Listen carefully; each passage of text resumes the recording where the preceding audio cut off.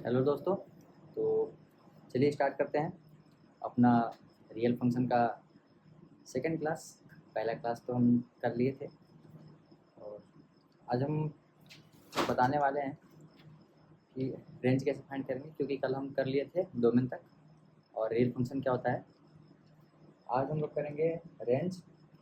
Range का steps देखेंगे कैसे फाइंड करते हैं, कुछ स्टैंडर्ड फंक्शन देखेंगे, उसकी प्रॉपर्टीज़ देखेंगे, फिर ग्रेटेस्ट इंटीजर फंक्शन देखेंगे और उसके बाद फ्रैक्शनल फंक्शन देखेंगे, फिर कुछ ऑपरेशंस देखेंगे, पीरियोडिक फंक्शन देखेंगे, फिर इवन फंक्शन देखेंगे और ऑड फंक्शन देखेंगे इस पूरे चैप्टर का। हो सकता है ये सारे के सारे टॉपिक आज कंप्लीट ना हो पाए, क्योंकि कल भी टारगेट लेके चला था मैं कुछ ज़्यादा, लेकिन 2 टॉपिक में ही टाइम हो गया। आज जहाँ तक होगा कोशिश करेंगे कंप्लीट करने का, जितना भी होगा, क्योंकि समझाना ज़्यादा पड़ता है ना। अब जल्दी जल्दी में कंप्लीट कराने का क्या मतलब जब सब अच्छे से ना समझ में आए। तो स्टार्ट करते हैं अपना फंक्शन। कहाँ से था? रेंज। हाँ, तो रेंज के लिए पहले क्या होता है कि हम कल बताए थे कि आपका कोई फंक्शन है और ये आपका एक डोमेन है और ये आपका एक कोडोमेन है और ये आपका कोई फंक्शन है और ये आपका ए हो गया, ये मैंने बी मान लिया और ये दोनों आपका रियल वैल्यूड फंक्शन है। रियल वैल्यूड फंक्शन होने का मतलब ए कामा बी वो था subset of real function, real number. अगर ये दोनों रियल नंबर के अगर सबसेट्स हैं, डोमेन और कोडोमेन, तो ये आपका रियल वैल्यूड फंक्शन होगा। फंक्शन की डेफिनेशन होल्ड करते हुए, क्योंकि अगर यहाँ पर एफ करके ऐसे एरो बना दिया गया, इसका मतलब फंक्शन है, ये फंक्शन का सिंबल है, तो डोमेन और कोडोमेन को जोड़ रहा है। अब इसमें क्या होता है कि रेंज वो होता है ना कि जो हमें आउटपुट मिलता है। कल हम देखे थे कि हम इनपुट क्या क्या दे सकते हैं, इनपुट क्या क्या दे सकते हैं वो हमने फाइंड किया था। अब हम आज ये देखेंगे कि हमें आउटपुट क्या क्या मिल सकता है। आउटपुट जो भी मिलेगा वो आपका कोडोमेन के अंदर ही रहेगा। तो आपका जो रेंज होता है ना, रेंज ये सबसेट होता है कोडोमेन का। कोडोमेन यहाँ पर कोडोमेन बी है, आपका जो रेंज होगा वो सबसेट होगा बी का हमेशा। जैसे आपकी कोई वैल्यू ली यहाँ से, हमने कोई फंक्शन बना दिया एफ एक्स बराबर का एक्स, एफ एक्स बराबर का एक्स हमने फंक्शन बना दिया जिसमें हम इसकी वैल्यू कोई पास कर रहे हैं, 0 1 2 कुछ भी पास करें तो यहाँ पर हमें 0 1 2 मिलेगा। लेकिन अगर हम ये बोले कि अगर हमारा कोई फंक्शन है, यहाँ से एक लाइन पहले मैं लिख दूँ फंक्शन, फंक्शन यहाँ पर नेचुरल नंबर से इंटीजर, तो आप क्या करेंगे, ये आपका डोमेन हो जाएगा जो कि नेचुरल नंबर लेगा। इनपुट हमेशा क्या लेगा, 1 2 3 4 लेगा। ठीक है, तो अब आपका जो कोडोमेन है वो कोडोमेन क्या है, यहाँ पर जेड है। लेकिन हम जो वैल्यू पास कर रहे हैं ना, इस फंक्शन में हमें सिर्फ नेचुरल वैल्यू ही मिलेगी, नेचुरल वैल्यू ही मिलेगी, क्योंकि एफ एक्स बराबर एक्स है। यहाँ पर दो वैल्यू आपको नहीं मिलेगा, क्योंकि निगेटिव वैल्यूज नहीं मिलेंगी ना, नॉन पॉजिटिव वैल्यू आपको नहीं मिलेगा। तो आपके लिए से यहाँ पर नेचुरल नंबर्स का जो फंक्शन बनेगा 1 2 3 4, आपको 1 से 1 मिलेगा, 2 से 2 मिलेगा, 3 से 3 मिलेगा, 4 से 4 मिलेगा। -1 -2 ये सब आपको कभी नहीं मिलेगा इस फंक्शन से, अगर आप वैल्यू इस डोमेन से उठा रहे हैं तो। कोडोमेन आपका क्या है, जेड। लेकिन रेंज क्या निकल के आ रहा है, रेंज आपका 1 2 3 4 ही निकल के आ रहा है। तो इसका रेंज क्या हो जाएगा ना, रेंज हो जाएगा एन नेचुरल नंबर्स। यहाँ से समझ रहे ना कि रेंज जो होता है आपके कोडोमेन से छोटा होता है, छोटा के बराबर भी हो सकता है अगर आप फंक्शन उस हिसाब से ले तो, लेकिन कभी भी कोडोमेन के बाहर नहीं जाएगा। रेंज आपका, रेंज आपका कभी भी इस टाइप का नहीं होगा कि हाँ आपका रेंज कभी कभी कभी भी कोडोमेन से बड़ा हो जाए। रेंज आपका कोडोमेन से कभी भी बड़ा नहीं होगा, इसलिए ऐसे कट कर दिया। ठीक है, अगर कोई चीज़ें कोई सबसेट, जैसे A is subset of B, A is subset of B, अगर हम ये लिखें कि A is not subset of B, तो आपको बस नॉर्मल ऐसे लाइन मार देना इसमें, इसका मतलब होता है not, A is not subset of B. उसी प्रकार से range is not superset of B, that means codomain is not superset of range, sorry subset of range. ये हो सकता है दोनों बराबर दोनों रेंज आपका सुपर सेट बनेगा बी का, कोडोमेन का, ये तभी होगा जब आपका रेंज बी के बराबर हो। बी के बराबर होने का सीन क्या है, जैसे कोई ए और बी, आप बताते हैं ये भी आपका सेट है और ये भी आपका सेट है। A is subset of B, ठीक है, A is superset of B, ये तभी होगा जब ए बराबर बी हो। आप कोई ऐसा फंक्शन ले रहे हैं जिसमें आपका कोडोमेन और रेंज दोनों बराबर आ रहा है, तो आप यहाँ पर लिख सकते हैं कि range is superset of B. ये आपका तभी होल्ड करेगा जब आपका रेंज बराबर हो जाएगा कोडोमेन। समझ आ गया? तो यहाँ से हमें ये समझ में तो आ गया कि हमारा रेंज क्या होता है। सिंपल सी बात है, हम कोई वैल्यू रखते हैं, फंक्शन में कोई इनपुट दे रहे हैं, जो आउटपुट बन रही है, जो आउटपुट आ रहे हैं, उनका जो सेट होगा वो रेंज कहलाता है। हमारा सेट क्या, जो वैल्यूज़ होंगी वही हमारी रेंज कहलाती है, कि हमारी वैल्यू कहाँ से कहाँ तक मिल रही है, बस इतना ही होता है रेंज। अब इसको फाइंड कैसे करते हैं फंक्शन के जरिए, तो देखते हैं।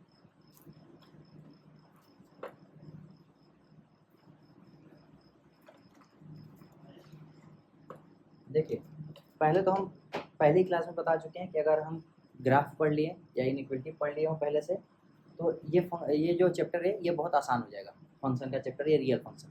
लेकिन हम यहाँ पर सॉल्व करते हुए चल रहे हैं, तो स्टेप्स लिख लेते हैं। जैसे आपके पास कोई एफ एक्स दे दिया, वाई बराबर कोई एफ एक्स फंक्शन है, तो आपको इसमें करना क्या है, पहला स्टेप्स आपको करना है, आपको इसको सॉल्व करना है, और सॉल्व करके एक्स बराबर वाई के फंक्शन में आपको कन्वर्ट करना है। कन्वर्ट कर लिया, अब यहाँ से आपको क्या करना है कि आपको x को y और y को x रिप्लेस कर देना है। ठीक है, x को y और y को x रिप्लेस कर देना है, या तो फिर आप x को f इनवर्स x भी रिप्लेस कर सकते हैं। आपका ये फंक्शन जो आएगा y बराबर इस फॉर्मूले में बन जाएगा। और यहाँ पर आपको क्या करना है कि आपको डोमेन निकाल लेना है, डोमेन निकाल लेना है। जो ये डोमेन आएगा वो ये डोमेन इस फंक्शन का रेंज होगा। समझ में आया क्या होगा? फिर से बताते हैं। पहले हमारा कोई फंक्शन रहेगा, फंक्शन ले लिया हमने, कोई भी क्वेश्चन दिया हुआ है, हमने उसको सॉल्व करके x बराबर y के फॉर्मेट में हमने बना दिया। जरूरी नहीं है कि यहाँ एफ वाई बने, ये कोई अलग भी फंक्शन बन सकता है। तो अलग फंक्शन बन गया तो हमने फॉर्मेट में बना दिया y के। अब हम x को y रिप्लेस कर दिया और y को x रिप्लेस कर दिया, तो हमारा फंक्शन इस फॉर्मेट में बन गया। इस फॉर्मेट में जब फंक्शन बन गया तो हम यहाँ से निकाल लेंगे डोमेन। ये जो डोमेन आएगा वो इस फंक्शन का रेंज होगा। आपको करना क्या है, स्टेप 1 यहाँ पर, स्टेप 2 यहाँ पर, और स्टेप 3 यहाँ पर। पहले आपको सॉल्व करना है, इसमें कन्वर्ट करना है। स्टेप 2 क्या है कि आपको रिप्लेस करना है। स्टेप 3 क्या है कि आपको डोमेन फाइंड करना है। आप डोमेन फाइंड कर दिए तो इसका रेंज आपको निकल के आ गया। तो चलिए इसी पर हम एक क्वेश्चन लेते हैं। हाँ, पहले तो ये बता देते हैं कि जिसका डोमेन आपका ये रेंज कैसे होगा, ये क्वेश्चन जरूरी है। तो देखिए कैसे होगा। हम फिर से आते हैं फंक्शन वाले पोर्शन पर। ये हमारा कोई सेट है, ये भी हमारा कोई सेट है, 2 सेट हो गए। इसके अंदर वैल्यू हम ले रहे हैं 1 2 3 4, 1 2 3 4 5 6 7, और यहाँ पर -1 -2 -3 -4।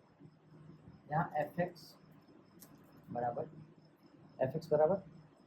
हमने यहाँ पर ले लिया x, 1 का 1 से, 2 का 2 से, 3 का 3 से। अब देखिए, हम जैसे बोल रहे हैं कि f1 की वैल्यू क्या आ रही है 1, f2 की वैल्यू क्या आ रही है 2, f3 की वैल्यू क्या आ रही है 3, f4 की वैल्यू क्या आ रही है 4। हमारा इतना ही है, बाकी सब हमसे मतलब नहीं है क्या है। तो हमें अगर ये निकालना है ना, तो हम ये चेक कर लें कि इसका प्री इमेज। देखिए यहाँ पर क्या होता है कि 1 का इमेज 1 है, 1 का इमेज क्या है 1 है। डोमेन का कोई एलिमेंट लेते हैं तो इसमें ऐसा लगाते हैं, डोमेन के एलिमेंट का इमेज, डोमेन के एलिमेंट का इमेज, को डोमेन का एलिमेंट। तो इसमें क्या है, डोमेन का एलिमेंट 1 है, तो 1 का इमेज यहाँ पर 1 है। अगर सपोज फिर यहाँ 1 ना होकर के ए हो, तो ये बोलेंगे कि 1 का इमेज क्या होगा, ए होगा। ठीक है, 1 का इमेज ए हो गया। तो यहाँ देखिए 1 का इमेज 1 हो गया, 2 का इमेज 2 हो गया, 3 का इमेज 3 हो गया, 4 का इमेज 4 हो गया। लेकिन अगर हमें उल्टा बोल दिया जाए कि अगर जैसे ए है, तो अगर बोला जाए कि ए का प्री इमेज क्या है तो 1 है, तो यहाँ पर इनवर्स लिखते हैं हम लोग। ए का इनवर्स लगा है तो प्री इमेज क्या है 1 है, ए का प्री इमेज क्या है 1 है। ऐसे ऐसे यहाँ पर ये 2 है, तो 2 का प्री इमेज क्या है, ये 2 है। 3 का प्री इमेज क्या है 3 है। तो देखिए हम इस फंक्शन से क्या गए थे, इस फंक्शन से हम आए थे इन सब वैल्यू पर, और हम इन सब वैल्यू से आ गए हम इन सब वैल्यू पर। तो देखिए इसका जो आपका रेंज है वो यहाँ पर, अगर ये वन को एक और अगर वन कर दें, अगर ये वन कर दें, इसका देखिए कोडोमेन बन गया, इसका रेंज इसका कोडोमेन बन गया, इसका रेंज इसका कोडोमेन बन गया। तो वही बोल रहे थे जब हमने वो स्टेप्स लिखे थे ना, स्टेप्स हम फिर से लिख रहे हैं, वो स्टेप्स होते हैं एफ इनवर्स एक्स फाइंड करने का। क्या करने का? एफ इनवर्स एक्स फाइंड करने का वो स्टेप्स होते हैं। तो हम फिर से स्टेप्स लिखते हैं, फिर उसमें बताते हैं।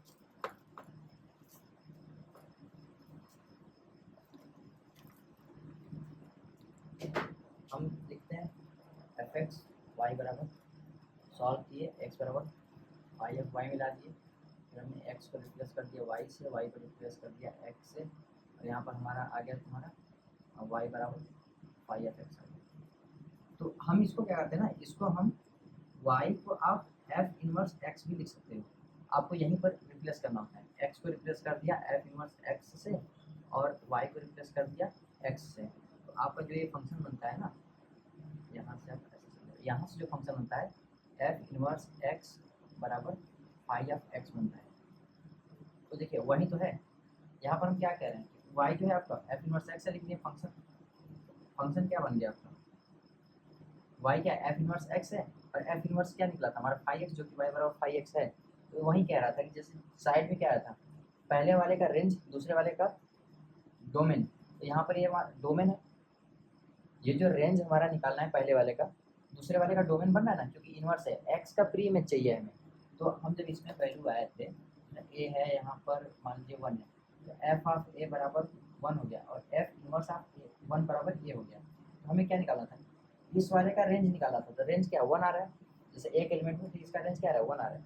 लेकिन हम इसका अगर हम प्री इमेज निकाल रहे हैं ए, इसमें देखिए ये हमारा डोमेन का काम कर रहा है, इनवर्स है, क्या डोमेन का काम कर रहा है। इसका मतलब क्या है कि हमें इनवर्स ऑफ एक्स फंक्शन है जो उसका इनवर्स है, इनवर्स का हमें अगर डोमेन निकालना है तो इस वाले का हमें रेंज निकल जाएगा। तो वही कर रहे हैं, इनवर्स के फंक्शन का ही हमें डोमेन निकालना है, ये जो हमारा एक्स आएगा ना वो इसका रेंज आ जाएगा, ठीक है।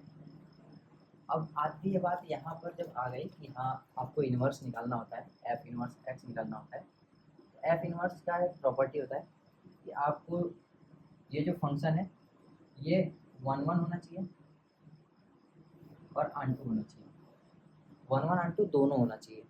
तो ये 1 1 अनटू आपको जब हम पढ़ाएंगे फंक्शन वॉल्यूम 1 का, उस टाइम बता देंगे कि 1 1 अनटू क्या होता है, 1 1 मेनी 1 अनटू क्या होता है, मेनी 1 1 मेनी 1, ये सब जो होते हैं टाइप्स होते हैं, ये आपको बता देंगे कि 1 1 कब होता है और मेनी 1 कब होता है। 1 टू मेनी नहीं होता, मेनी टू 1 होता है।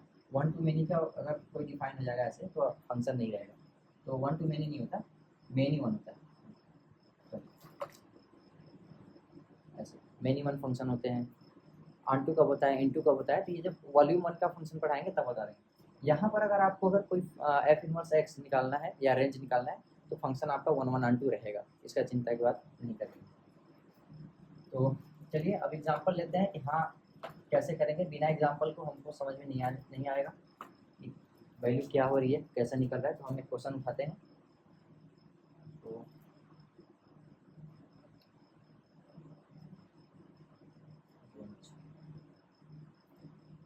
हाँ, एक फंक्शन है हमारा एफ एक्स बराबर एक्स अपान 1 प्लस का एक्स स्क्वायर,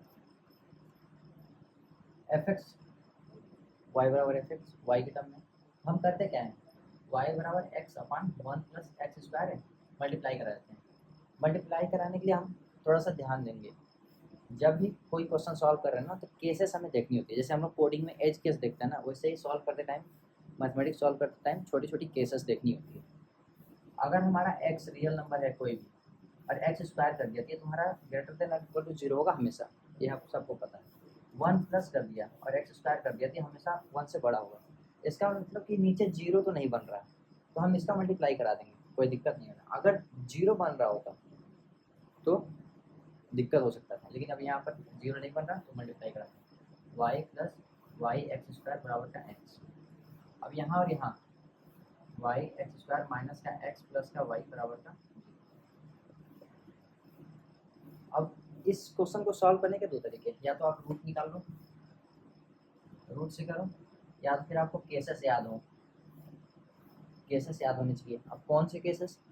क्वाड्रेटिक इक्वेशन का केस होता है कि अगर सारे आपके एक्स, यहाँ पर वाई क्या है, वाई कांस्टेंट है, यहाँ पर वाई कांस्टेंट है, क्वाड्रेटिक किसके टर्म में बन रहा है, एक्स के टर्म में। तो अगर आपका एक्स, यहाँ एक्स अगर रियल नंबर है, तो इसके लिए रूट्स क्या होते हैं, रूट्स भी रियल नंबर होते हैं। एक्स मतलब क्या है, रियल है, तो एक्स का वैल्यू जो आएगा 2 है, 3 है, 4 है। अगर x आपका बिलोंग्स टू r है और x के टर्म में अगर क्वाड्रेटिक बन रहा है, इसका मतलब कि x की जो वैल्यूज आएंगी a या b आएंगी वो भी रियल है। इसका मतलब अगर रूट आपका रियल है, x रियल है, इसका मतलब रूट रियल है। रूट रियल है तो d greater than equal to 0 होता है। अब d क्या होता है, d होता है आपका b स्क्वायर माइनस का 4ac, ये होता है d greater than equal to 0। अब b स्क्वायर क्या है इसमें, अब इसको स्टैंडर्ड फॉर्म में चेंज कर लेते हैं, ax square plus bx plus C बराबर का 0, ए बराबर हो गया वाई, बी बराबर हो गया माइनस का 1 और सी बराबर हो गया वाई। चेंज करके अब यहाँ पर रखते हैं, -1 का स्क्वायर 1 माइनस का 4, ए का वैल्यू वाई है इंटू वाई है, ग्रेटर देन इक्वल टू 0। अब इसको करेंगे तो 1 minus 4 Y square greater than equal to 0, 4 Y square minus का 1 less than equal to 0, 2 Y minus 1, 2 Y plus 1 greater than equal to 0। अब हमारा लगेगा यहाँ पर इनइक्वलिटी, इनइक्वलिटी का कॉन्सेप्ट आप वॉल्यूम 1 में देखेंगे। अभी थोड़ा सा बता देते हैं, अगर आपका इस टाइप का कोई रहता है तो आपको कर्व बनाना पड़ता है, लाइन नंबर लाइन बना लेते हैं, कोई दिक्कत नहीं। यहाँ पर हमारा रूट क्या निकलेगा, y माइनस 1/2 और y plus 1/2 greater than equal to 0। ये हमारा आएगा 1/2 और ये हमारा आ जाएगा माइनस का 1/2। हमेशा कर्व ऐसे प्लस माइनस प्लस हमेशा लिखते हैं। ये लेस देन है, इसका मतलब निगेटिव, मतलब हमें इसकी वैल्यू लेनी है।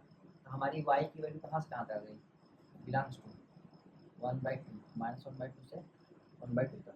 इक्वल का भी साइन है, यहाँ पर हमारा क्लोज ब्रैकेट रहेगा। थोड़ा सा जल्दबाजी में करते टाइम हम इसको ऐसे क्या जल्दबाजी में बना देते हैं, तो ध्यान दीजिएगा। अगर हम बोल रहे हैं क्लोज ब्रैकेट रहेगा और बन गया है वैसे, तब भी क्लोज ब्रैकेट ही समझना है। तो हम ऐसे क्लोज ब्रैकेट अभी के लिए बनाते हैं, दिमाग में आया तो जल्दी जल्दी सॉल्व करने में अगर गड़बड़ हो गया तो कोई बात नहीं। यहाँ से आप देखिए कि हाँ ये तो बन गया, ठीक है। अब एक बात आपको और ध्यान देना है, ये हम देखें ये तो हम सॉल्व कर लिए यहाँ पर, लेकिन हम इसमें एक केस छोड़ दिए और वो लगभग सभी लोग छोड़ देते हैं। छोड़े कौन सा, हम क्वाड्रेटिक का रूल तो लगाए, ठीक है लगा दिया रूल, कोई दिक्कत नहीं। लेकिन क्वाड्रेटिक के लिए ए जो है ना, ए बराबर वाई नॉट इक्वल टू 0 होना चाहिए। क्या होना चाहिए, नॉट इक्वल टू 0। यहाँ पर ए बराबर वाई नॉट इक्वल टू 0 होना चाहिए। तो यहाँ पर y बराबर नॉट इक्वल टू 0, लेकिन यहाँ पर y इक्वल टू 0 लिया गया, ठीक है। तो अब यहाँ पर केस देखते हैं कैसे हैंडल करेंगे उसको। इसको थोड़ा सा क्लियर कर देते हैं, बाकी हमारा इसमें केस हो रहा है। यहाँ पर केस रखना है, वैल्यूज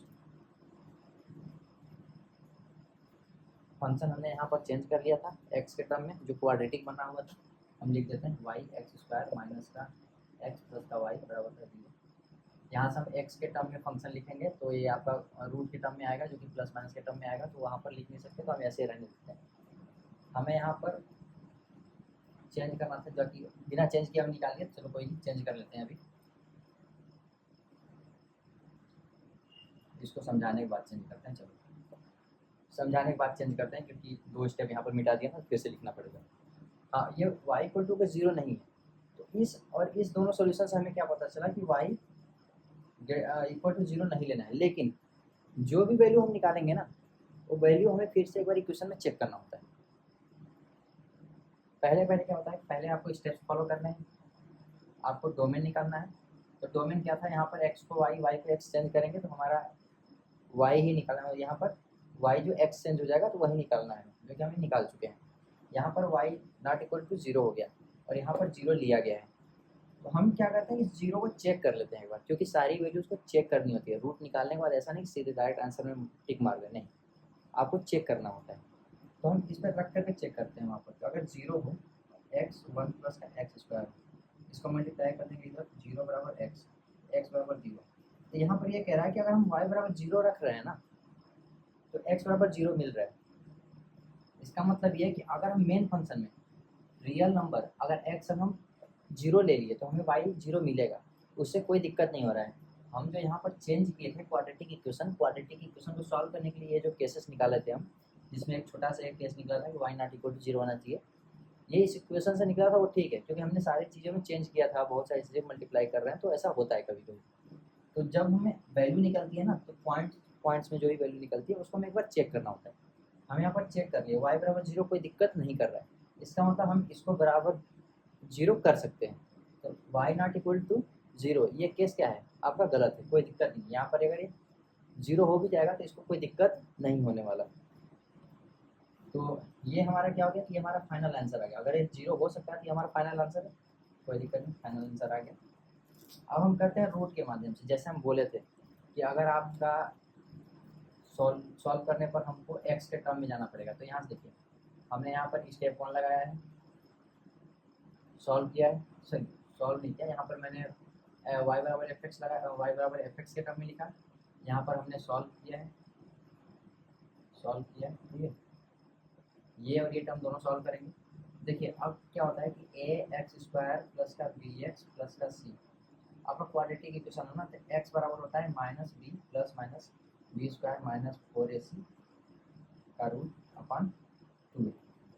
ये होता है, हम वही चीज़ यहाँ लगा देंगे, x बराबर माइनस, और यहाँ पर b ऑलरेडी क्या है -1 है, और a क्या है y है, और c क्या है आपका y है। तो हम ये वैल्यू इसमें पुट करते हैं, माइनस और -1 1 हो गया, प्लस माइनस 1 का स्क्वायर 1 होगा, माइनस का 4 y स्क्वायर हो जाएगा, ठीक है, और अपन 2 इंटू ए 2 इंटू वाई हो जाएगा, ठीक है। तो हम स्टेप्स में जो लिखे थे वही तो फॉलो किए। आपको करना क्या है, पहले सॉल्व करना है और x के टर्म में आपको लाना है, ठीक है। अब x के टर्म में आ गया तो आपको यहाँ से ऐसे चेंज कर देना है, क्या x को y चेंज करना है, y को x चेंज करना है, x को y और y को x चेंज कर देना है। तो हम चेंज करके यहाँ लिखते हैं, देखते हैं क्या आता है। हमारा एक फंक्शन बन जाएगा, ये बन जाएगा y बराबर 1 plus minus 1 minus 4x square upon का 2 इंटू एक्स।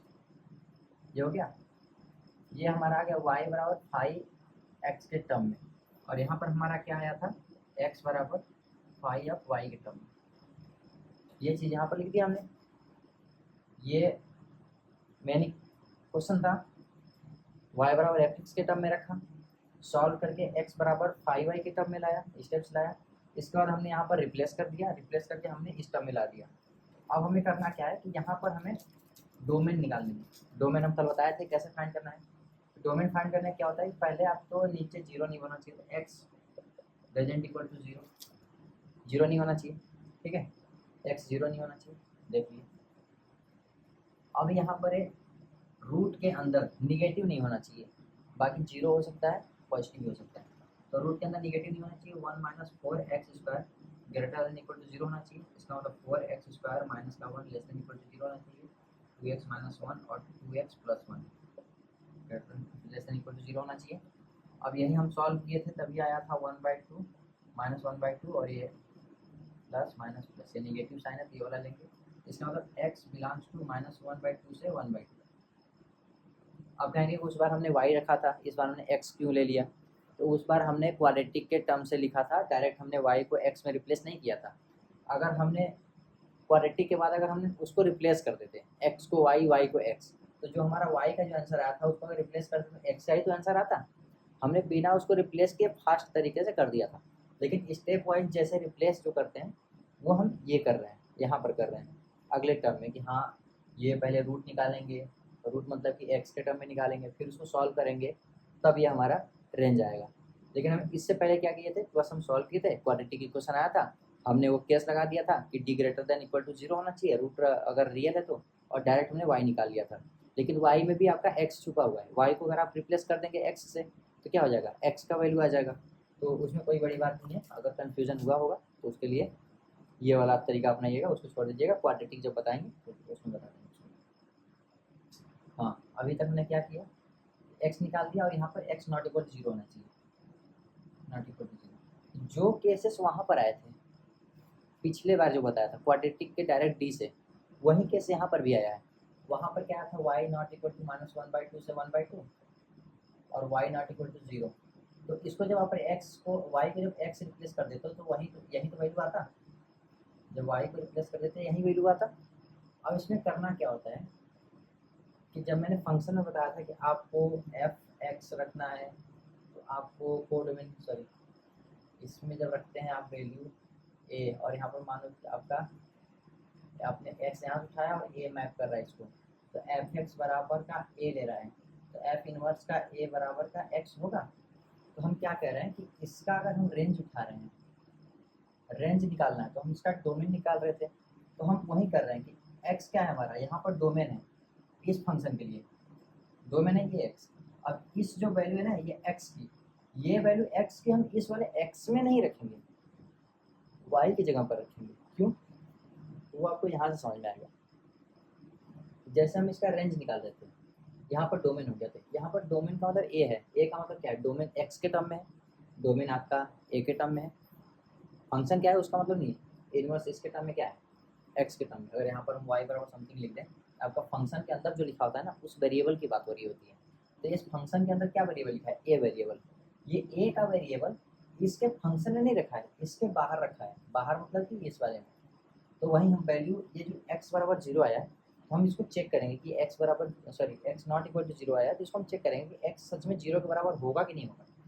इस वाले x के लिए हम ये x बराबर 0 y के जगह पर रखेंगे, 0 बराबर x अपान 1 प्लस का एक्स स्क्वायर, और यहाँ से आपका x बराबर 0 आ गया।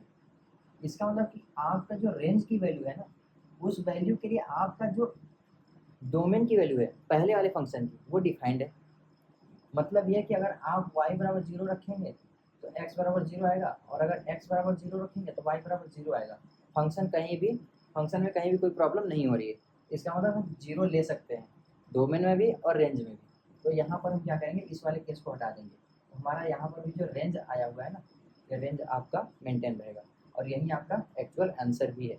Range of this function is -1/2 से 1/2 और एक क्लोज ब्रैकेट। ठीक है, एक्स को दोनों जगह देख करके कंफ्यूज हो गए होंगे, छोटी छोटी चीज़ें हैं, कोई नहीं, समझ में आ जाएगा धीरे धीरे करते करते। अगर आप मल्टीपल क्वेश्चन जब करेंगे समझ में आ जाएगा, और इनवर्स ऑफ फंक्शन जब पढ़ लेंगे तो और अच्छे समझ में आ जाएगा। और अगर इससे ज़्यादा दिक्कत हो रहा, क्वाड्रेटिक वाला बताया है, D greater than equal to 0 रखते हैं, वाई की वैल्यू निकालते हैं, वाई की जगह पर रख देते हैं, वो ज़्यादा आसान होता है। हमें एक्स और वाई में कोई डिफरेंस नहीं होता, वाई की जो वैल्यू आई वाई में रखो, एक्स की जो वैल्यू आई एक्स में रखो। लेकिन कोई नहीं, स्टेप वाइज हमें चलना था कि उसमें फॉर्मेट्स क्या होते हैं, स्टेप्स कैसे होते हैं, कब कौन सी वैल्यू कहाँ निकालनी होती है, कभी कभी डी में भी प्रॉब्लम हो जाता है। अब आते हैं एक क्वेश्चन, हाँ एक क्वेश्चन है आपका जेई का जो 2008 में आया हुआ है, range of the function range निकालना है लॉग ई का 4 माइनस एक्स स्क्वायर। अब इसका रेंज निकालना है तो स्टेप वहीं फॉलो करेंगे, y बराबर लॉग ई 4 माइनस एक्स स्क्वायर। अब हम 2 का मल्टीप्लाई कराते हैं, 2 का मल्टीप्लाई हम कराते हैं, हमें पता है कि लॉग m के पावर n होता है तो n लॉग m हो जाता है, पता है। तो हम ये टर्म से हम ये टर्म पर जा सकते हैं, आगे 2 है तो पावर में 2 कर देंगे तो कोई दिक्कत नहीं होगा। 4 माइनस एक्स स्क्वायर रूट है, और इसका स्क्वायर करेंगे तो स्क्वायर से रूट हट जाएगा, तो लॉग ई 4 माइनस का एक्स स्क्वायर हो जाएगा। ठीक है, अब यहाँ पर 2y था, हम दोनों तरफ एंटी लॉग ले लेते हैं, तो ये ई के पावर 2y हो जाएगा, 4 माइनस एक्स स्क्वायर हो गया, एक्स स्क्वायर बराबर 4 माइनस ई के पावर 2y हो गया, और x बराबर हो गया आपका 4 माइनस ई के पावर 2y। ठीक है, ऐसे कर लेंगे, तो ये आपका आ गया। लेकिन अब हमें ये देखना है कि रेंज निकालना है, रेंज निकालें कैसे। तो हम अभी आपको बताए थे कि आपको y बराबर एफ एक्स है, आपको यहाँ से x बराबर 5y में चेंज करना है, और x को रिप्लेस कर देना y से, y को रिप्लेस कर देना x से। तो अब यहाँ पर देखो y हो जाएगा 4 माइनस ई के पावर 2x हो जाएगा, और यहाँ से हमें जो डोमेन निकलेगा वो हमारा रेंज हो जाएगा। तो रूट के अंदर निगेटिव नहीं होना चाहिए, ये कब से बताते चले आ रहे हैं, रूट के अंदर निगेटिव नहीं होना चाहिए, तो 4 माइनस 2 के पावर ई के power 2x greater than equal to 0 हो जाएगा, हो गया, 4 ग्रेटर देन इक्वल टू ऐसे नहीं करते हैं। ई का पावर 2x माइनस का 4 लेस देन इक्वल टू 0 कर दिया। ई का पावर x प्लस का 4 और ई का पावर x माइनस का सॉरी प्लस का 2 माइनस का 2। फॉर्मूला होता है ए स्क्वायर माइनस बी स्क्वायर बराबर ए प्लस बी और ए माइनस बी। वही फॉर्मूला हम यहाँ पर यूज किए। अब देखिए यहाँ पर एक छोटा सा कॉन्सेप्ट लगे। कॉन्सेप्ट मतलब छोटी सी पॉइंट। अगर आपके पास 2 इंटू 2 4 आता है और 2 इंटू माइनस 2 माइनस 4 आता है, दोनों में 2 कॉमन है। इस पर डिपेंड किया कि 4 कब आएगा माइनस 4 कब आएगा। मतलब है कि अगर आपका एक नंबर पॉजिटिव और एक नंबर निगेटिव, आंसर क्या आएगा? निगेटिव। तो यहाँ पर लेस देन 0 है, इसका मतलब क्या निगेटिव आ रहा है। ठीक है, ई के पावर x है, एक्सपोनेंशियल फंक्शन हमेशा पॉजिटिव वैल्यू देता है। ये पॉजिटिव हो गया, प्लस करके 2 है, तो ये आपका दोनों क्या बन गया, ये आपका एक पॉजिटिव वैल्यू है और इनटू अगर ये आपका पॉजिटिव है और ये आपका लेस देन 0, इसका मतलब ये आपका निगेटिव है। तभी तो सब है, क्योंकि हमें पता है कि ये 100% पॉजिटिव है। बाकी हमें इसका नहीं पता कि ये निगेटिव है कि नहीं है, कितने पर है, कितने पर पॉजिटिव है, कितने पर नहीं, उससे हमें मतलब नहीं है। हमें एक जो हमारी आंखों से दिख रहा है ये लेस देन साइन दिख रहा है और एक हमें ये टर्म दिखता है जो कि पॉजिटिव है और 100% श्योर पॉजिटिव है, क्योंकि एक्सपोनेंशियल पॉजिटिव होता है। एक्सपोनेंशियल मतलब ये के पावर आप कुछ भी रखो, -2 रखोगे तो परिवार अपन ये के पावर 2 बच्चे बनेगा। ये जब भी आएगा 0 के पास की वैल्यू आएगी 0 से बड़ा ही रहेगा, मतलब पॉजिटिव वैल्यू ही रहेगी। ये हमारा पॉजिटिव हो गया, लेस देन 0, इसका मतलब ये आपका निगेटिव हो रहा है। निगेटिव हो रहा है तो उसको हम सॉल्व कर सकते हैं। ई का power x minus 2 less than equal to 0। Okay, अब इसको भेज देते हैं। ई का power x minus 2 sorry e का पावर x लेस देन, ये हमारा इक्वेशन बन रहा है। ठीक है, अब हमें जो हम यहाँ पर लगाए थे कॉन्सेप्ट क्या कि ई का पावर x पॉजिटिव होता ही है, पॉजिटिव होता ही है। हम ये वाला यहाँ पर लगाए थे कॉन्सेप्ट, तभी तो ये पॉजिटिव बनाए थे। तो जब भी कोई कॉन्सेप्ट हम लगा रहे हैं, किसी टर्म को हम पॉजिटिव बना रहे हो, किसी टर्म को एलिमिनेट कर रहे हो क्वेश्चन सॉल्व करने में, तो उसको हम एक जगह लिख लेना होता है, क्योंकि वो छोटी छोटी पॉइंट आंसर लाने में बहुत ज़्यादा हेल्प करती है। हो सकता है आपका ऑप्शन दिया हो, उस छोटे पॉइंट से आप सारे ऑप्शन को एलिमिनेट कर पाएँ तो क्वेश्चन को जल्दी सॉल्व कर पाएँ। तो देखिए हमने आपको बता दिया कि हमारा हमेशा पॉजिटिव होता है, उसको हमने यहाँ पर लिख भी लिया, कोई दिक्कत नहीं। और इसको दोनों कंबाइन करके लिख देते हैं, 0 ई के पावर x और लेस देन इक्वल टू, ये हमारा आ गया। अभी तक हमने क्या है, फंक्शन लिया, ठीक है, x के टर्म में सॉल्व कर दिया, x के टर्म में सॉल्व कर दिया, यहाँ पर हमने रिप्लेस कर दिया और यहाँ पर हम डोमेन निकाल रहे हैं। डोमेन के लिए हमने ये काम करा, यहाँ से डोमेन के लिए ये काम कर दिया। डोमेन से हमें ये निकल में आया कि x का डोमेन इस तरीके से जा रहा है और हमें यहाँ x की वैल्यूज़ निकालनी है। x की वैल्यूज़ निकालते हैं। बोर्ड छोटा है तो थोड़ा ज़्यादा मिटाना पड़ रहा है, ज़्यादा अच्छे से बताना पड़ रहा है। थोड़ा बड़ा होता है, बड़ा करता है।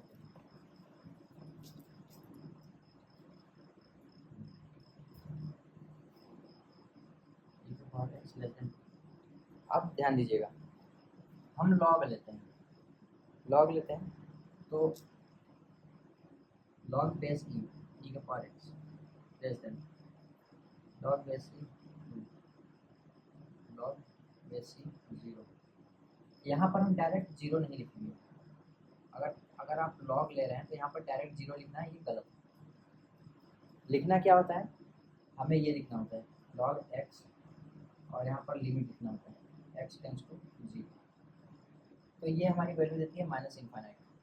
ऐसे यहाँ पर इस टर्म में लिखना हो तो आप कभी भी बुक में देखेंगे, किसी भी बुक में देखेंगे, अगर आपको ये सॉल्व किया गया है तो ये एक टर्म आपको नहीं मिलेगा, दिखेगा नहीं। दिखेगा तो आपको यहाँ की जगह पर ये लिमिट लगा करके दिखेगा, क्योंकि ये 0 पर लॉग की जो फंक्शन होती है, लॉग फंक्शन, वो 0 पर कोई वैल्यू देता ही नहीं। 0 वाली जो लाइन होती है इसके लिए एसिम्पटोट की काम करती है। एसिम्पटोट मतलब कि टेंजेंट बनता है लेकिन इनफाइनाइट पर टच करता है, और इनफाइनाइट पर कुछ इस प्रकार से। ये आपको कहाँ जाके मिलेगा हमको भी नहीं पता। यहाँ पर 0 है और ये x बराबर 0 वाली लाइन है, ये x बराबर 0 की लाइन है। y बराबर y की जो लाइन होती है y एक्सिस, वो x बराबर 0 की लाइन होती है। यहाँ पर 0 पर लॉग लगा दिया फंक्शन, ये कहाँ पर टच कर रहा है, इनफाइनाइट पर।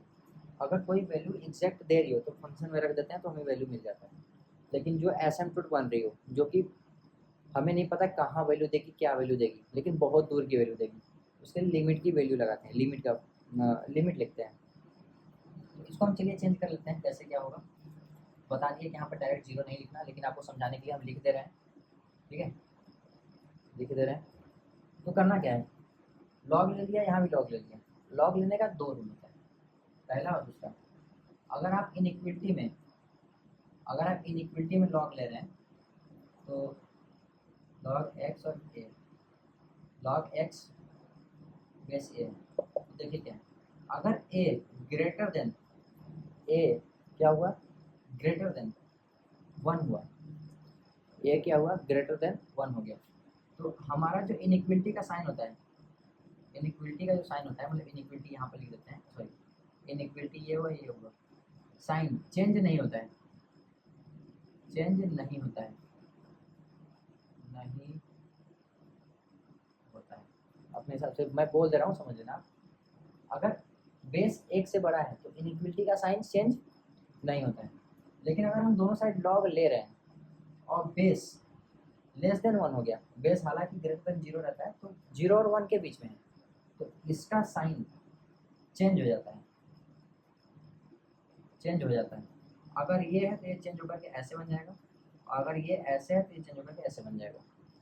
यहाँ पर क्या है कि हमने लॉग लिया और बेस क्या है हमारा ई है, और ई की वैल्यू होती है 2.7 समथिंग, जो कि ग्रेटर देन 1 है। तो जैसे ये 1 से बड़ा हुआ तो हम यहाँ पर लॉग लिखे हैं ना, हम यहाँ पर जैसे ही यहाँ पर लॉग लिखे हैं, ये साइन हमने चेंज नहीं किया। अगर यहाँ पर ये आपका आ जाता 1/2, तो हम ये लॉग लिखने से पहले इसको साइन को ऐसे चेंज कर देते। लेकिन हमारा ई के टर्म में ले रहे हैं, बेस ई ले रहे हैं, ई का वैल्यू क्या होता है 2.7 समथिंग होता है, 1 से बड़ा होता है, तो हम इस वाले इनइक्विलिटी को चेंज नहीं करेंगे, चेंज नहीं करेंगे। ये हमारी वैल्यू लिमिट से अभी पीछे होता है, क्या होता है माइनस इन्फिनिटी होता है, और यहाँ पर बेस ई है। लॉग का एक और प्रॉपर्टी होता है, ए और ए के पावर एक्स हो, तो करना क्या होता है, ये आपका पावर है, एक्स बाहर आ जाता है, लॉग ए बेस ए है, जब भी दोनों सेम होते हैं तो ये आपकी वैल्यू क्या होती है 1 हो जाती है, तो इससे आपकी वैल्यू क्या आई, एक्स आ गई, तो यहाँ पर आपकी वैल्यू क्या आ जाएगी, यहाँ पर वैल्यू आपकी एक्स आ जाएगी और माइनस इन्फिनिटी हो जाएगा। ठीक है, और यहाँ पर लॉग ई, लॉग 2 बेस ई, तो हमारी एक्स की वैल्यू जो है वो कहाँ से कहाँ तक जा रही है, माइनस इन्फिनिटी से, ये इक्वल टू 2 था ना, इक्वल टू लॉग ई। जब हम इसको सॉल्व करके गए थे तो यहाँ पर आपका क्वेश्चन जो आया था वैल्यू, वो ई के power x less than equal to 2, sorry less than equal to 2 आया था, इसलिए यहाँ पर इक्वल का साइन रहेगा। हम अभी को दिमाग से हट गया, क्योंकि जब हम सॉल्व कर रहे थे ई के पावर एक्स एक ही तो लिए थे जो कि पॉजिटिव होना चाहिए, बाकी सब तो हमारा इक्वल टू 2 आ रहा था, कहीं एलिमिनेट ही नहीं हुआ, इसमें 2 से एलिमिनेट नहीं हुआ, तो हमने एलिमिनेट नहीं किया था। तो आपका ये केस से आपका एक क्लोज साइन लग गया और यहाँ पर आपका ओपन साइन, आपका यहाँ पर रेंज निकल चुका है। अब यहाँ पर आप चाहे तो एक्स को वाई चेंज कर सकते हैं, तो आपको मिलेगा क्या कि आप यहाँ पर कोई भी वैल्यू रखो, आपकी वैल्यू जो रेंज आएगी इसी के रेंज में आएगी, इसके बीच की ही वैल्यू आएगी। तो आपको स्टेप पता होना चाहिए, पहले क्या था कि y बराबर एफ एक्स लिया हमने, सॉल्व किया, x बराबर फाइव के टर्म में हमने चेंज कर लिया, y के टर्म में चेंज कर लिया, फाइव एक्स फाइव वाई ले लिया, कोई भी फंक्शन आएगा, फिर हमने इसको रिप्लेस कर दिया y बराबर इसके टर्म में, फिर यहाँ से हमने डोमेन निकाल लिया, डोमेन मतलब x की वैल्यू निकाल ली, और ये जो x की वैल्यू आती है यही आपकी रेंज होती है, ये जो x की वैल्यू आती है, सपोज करिए आपकी कोई वैल्यू है और ये इस फंक्शन का क्या होता है, रेंज होता है। इस स्टेप्स में मैंने अभी रेंज निकालना बताया, ये आपका क्वेश्चन जेई 2008 का था। अब हम करते हैं नेक्स्ट क्वेश्चन। नेक्स्ट क्वेश्चन क्या है, नेक्स्ट क्वेश्चन एक और लेते हैं। नेक्स्ट क्वेश्चन ये है कि क्वाड्रेटिक इक्वेशन का, किसी भी जेई में नहीं आया हुआ है, लेकिन इसमें थोड़ा सा कॉन्सेप्ट बहुत अच्छा लगा हुआ है, तो इसको देख लेते हैं। एफ एक्स है हमारा एक्स स्क्वायर माइनस का 3x प्लस का 2 अपॉन का एक्स स्क्वायर प्लस का x माइनस का 6। हम चेंज करते हैं उसी टर्म में जैसे करते चले आ रहे हैं। अब ये फंक्शन है तो पहले तो वैल्यू क्या है कि आपके नीचे जीरो नहीं होना चाहिए। तो हम देख लेते हैं कि जीरो किस किस पर हो रहा है, किस किस एक्स की वैल्यू पर जीरो हो रहा है। तो हम रूट निकाल लेते हैं, इसका और इसका मल्टीप्लाई करा है, कोफिशिएंट के साइन जो है तो मल्टीप्लाई करने पर निगेटिव आया। इसका मतलब कि हमारा जो यहाँ पर वैल्यू जब इसको तोड़ेंगे तो उनमें डिफरेंस होना है, डिफरेंस परफॉर्म होगा। तो एक्स स्क्वायर प्लस का 3 का एक्स माइनस का 2 का एक्स माइनस का 6, ये 3x में से 2x घटाएंगे, डिफरेंस हो रहा है क्योंकि हमने इसका मल्टीप्लाई करके चेक कर लिया। अब यहाँ से x कॉमन कर लिया तो x प्लस 3 हो गया, माइनस 2 कॉमन कर लिया तो x प्लस 3 यहाँ पर हो गया, x बराबर 2, x बराबर माइनस का 3, ये हमारा रूट आ गया। अगर हम x की ये दोनों वैल्यू लेंगे तो ये हमारा नीचे क्या बनेगा, जीरो, और ये फंक्शन क्या हो जाएगी, अनडिफाइंड। तो हमें क्या करना है कि x 2 नहीं होना चाहिए, 3 नहीं होना चाहिए, ये हमें ऐसा नहीं होना चाहिए। अब क्या करना है कि अब मल्टीप्लाई कराते हैं, y x square y x minus का 6 का वाई, एक्स स्क्वायर माइनस का 3x प्लस का। अब इसमें करते क्या है, फंक्शन 2 प्लस 3 3 प्लस 2 ऐसे निकालते हैं, या फिर जब इसका नीचे जीरो नहीं हो रहा है तो ऊपर का भी चेक कर लेते हैं क्या हो रहा है। अगर ये आपका नीचे बन गया x माइनस का 2 और x प्लस का 3 नीचे बन गया है, और ये आपका एक्स स्क्वायर स्क्वायर माइनस का 3x प्लस का 2, दो और इसका मल्टीप्लाई कराएंगे तो 2 होगा, 2 एक कम 2 तो 3 हो जाएगा। तो x माइनस का 1 और x माइनस का 2 ये आपका टर्म बन गया, ठीक है। हम करते क्या है, हम यहाँ पर देख चुके हैं, यहाँ पर हम देख चुके हैं कि x बराबर 2 नहीं है, x बराबर 2 होता तो ये जीरो हो जाता, ये जीरो हो जाता, दिक्कत करता है। लेकिन अगर 2 नहीं है तो हम दोनों वैल्यू को कट कर देंगे, कोई दिक्कत नहीं है, क्योंकि हम वो वाला केस हैंडल कर चुके हैं। जिस वैल्यू के लिए ये दिक्कत करता, प्रॉब्लम क्रिएट करता, उस वैल्यू को हम हैंडल कर चुके हैं, डिनोमिनेटर में लेकर के हैंडल कर चुके हैं। तो इसको कट कर दिए तो x माइनस 1 एक्स प्लस 3। हम इसको x को y के टर्म में चेंज करने के लिए सॉल्व कर रहे हैं। अगर आपको क्वाड्रेटिक के जरिए जाना है, क्वाड्रेटिक में कैसे सॉल्व होता है, तो आपको क्या करना है, इसमें मल्टीप्लाई कराना है, एक्स स्क्वायर में क्वाड्रेटिक बन जाएगा, और y को आपको निकालने के लिए d greater than equal to 0 लगा देना है। वैसे भी कर देंगे अभी करने के बाद, अगर थोड़ा सा टाइम बचा तो, हालांकि करते हैं ऐसे पहले। अब यहाँ पर हमें y बराबर ये एक फंक्शन बन गया, x यहाँ से निकालते हैं तो y x प्लस 3y बराबर एक्स माइनस का वाई, एक्स यहाँ भी है, एक्स यहाँ भी है, तो y माइनस 1 यहाँ x कॉमन कर लिया, और यहाँ पर माइनस का 3y माइनस का 1 यहाँ से हम निकालेंगे तो x बराबर आ जाएगा 3y प्लस का 1 अपान का 1 माइनस का y। यहाँ से माइनस 1 कॉमन करके यहाँ माइनस 1 कट कर दिया, हमारा ये फंक्शन बन गया। हम इसको चेंज किस में कर लिए, x बराबर एफ वाई में चेंज कर लिए, यही चेक करना था। अब हम रिप्लेस कर देंगे, यहाँ से हम इसको रिप्लेस कर देंगे, y बराबर 3x प्लस का 1 और यहाँ पर 1 माइनस का x। अब यहाँ पर हम चेक कर लेंगे कि इसका डोमेन क्या है, डोमेन इसका क्या है, नॉर्मल फंक्शन है, नॉर्मल फंक्शन है, इसका मतलब x बराबर अगर हम 1 रखेंगे तभी ये हमारा अनडिफाइंड होगा। अगर x बराबर हमने 1 नहीं रखा, इसका मतलब हमारा फंक्शन वैलिड है। इसका मतलब क्या है कि x बिलोंग्स टू सारे के सारे रियल नंबर 1 को छोड़ करके, ठीक है, x बिलोंग्स टू सारे के सारे रियल नंबर सिर्फ 1 को छोड़ करके, ठीक है। अब देखना, हमने पहले एक स्टेटमेंट बोला था, वो स्टेटमेंट यहाँ पर काम देगा। क्या बोला था कि जैसे ही आपकी वैल्यू नॉट इक्वल की बराबर आ जाए तो वो हमें एक बार फंक्शन में चेक कर लेना है कि हाँ है कि नहीं है। वो स्टेटमेंट बोला था, वो स्टेटमेंट यहाँ पर देखना प्रूफ भी हो जाएगा एक तरीके से, होता है ना कि हाँ वो कभी गलत हो जाए ऐसा कुछ, तो नहीं, वो यहाँ पर प्रूफ कैसे होगा। यहाँ पर y बराबर 1, तो इस फंक्शन के अनुसार क्या हो गया, इस फंक्शन के अनुसार क्या, रेंज, रेंज है, रेंज का मतलब क्या है, y की वैल्यू। तो हम अगर y की वैल्यू अगर हम 1 नहीं रखेंगे, सॉरी, अगर हम y बराबर 1 रखेंगे तो क्या होगा, यहाँ बोल रहा है कि नहीं रखना है, लेकिन हम बोलते हैं कि नहीं रखने के लिए बोल रहा है, नहीं, हम रख के चेक कर लेते हैं। y बराबर 1 रखिए, y बराबर 1 रखेंगे तो इसका मल्टीप्लाई इधर करेंगे 1 में, तो एक्स स्क्वायर प्लस का x माइनस का 6 बराबर का एक्स स्क्वायर माइनस का 3 का x प्लस का 2, एक्स स्क्वायर से एक्स स्क्वायर खत्म, 3x से इधर जाएगा तो 4x हो जाएगा, 4x बराबर माइनस 6 और इधर आएगा तो 8 हो जाएगा, तो x बराबर क्या आ जाएगा, 2 आ जाएगा। और हम पहले ही बता चुके हैं कि x बराबर 2 नहीं लेना है। क्या होता है कि x बराबर 2 हमारा नहीं लेना है। ये हमारा x इस वाले फंक्शन के लिए, मेन फंक्शन के लिए था, और ये भी हमारा क्या है, मेन फंक्शन के लिए ही है। जब हमने y बराबर यहाँ पर x बराबर नॉट इक्वल टू आया था, x बराबर नॉट इक्वल टू मतलब क्या है, ये रेंज आया था। रेंज मतलब कि y की वैल्यू आई थी। y की वैल्यू जब हमने 1 रखा, हम बोल रहे चेक करेंगे हम कि सच में ये है कि नहीं है। उस वैल्यू के लिए जब हम यहाँ पर चेक किए, चेक करने पर हमें x बराबर 2 आ गया, जो कि हम पहले ही बता चुके हैं कि हमारा 2 नहीं होना चाहिए। यहाँ पर 2 की जगह पर कोई और वैल्यू आ जाती है, जैसे 4 आ जाती है, तो 4 पर यह फंक्शन डिफाइन है। तो 4 पर अगर फंक्शन डिफाइन है, तो अगर x बराबर 4 रखेंगे तो हमें y बराबर 1 मिलना चाहिए। तो ये हम क्या कहते हैं कि यार कोई बात नहीं, इसको सॉल्व करने में अगर ये कहीं से एलिमिनेट होकर के आया हुआ है तो कोई बात नहीं, इसको छोड़ देंगे, ये हमारा गलत आ गया है। लेकिन यहाँ पर क्या है कि x बराबर 1 सही आया हुआ है, सॉरी x बराबर 1 नहीं लेना है, ये सही आया हुआ है कि हमें x बराबर 1 सच में लेना ही नहीं है। मतलब हमारा रेंज जो है वो 1 कभी नहीं आएगा। रेंज क्या है, 1 कभी नहीं आएगा। यहाँ पर x आने का मतलब क्या है कि रेंज है, रेंज है। तो रेंज क्या है, हमारा 1 कभी नहीं आएगा। क्यों? क्योंकि हम 1 अगर हम रेंज में रख रहे हैं तो x की वैल्यू हमारी क्या आ रही है, 2 आ रही है, और 2 हम पहले से क्या दे रहे हैं कि हम 2 लेंगे ही नहीं। हम 2 उस वैल्यू को लेंगे ही ना जिस वैल्यू के लिए फंक्शन, लेंगे ही नहीं जिस वैल्यू के लिए फंक्शन अनडिफाइंड हो। जिस वैल्यू के लिए फंक्शन अगर हमारा एग्जिस्ट ना करे, उस वैल्यू को हम लेकर क्या मतलब है। तो अगर हमारा 2 डोमेन में ही नहीं है, जब डोमेन में ही नहीं है तो हमारे रेंज में कैसे आएगा।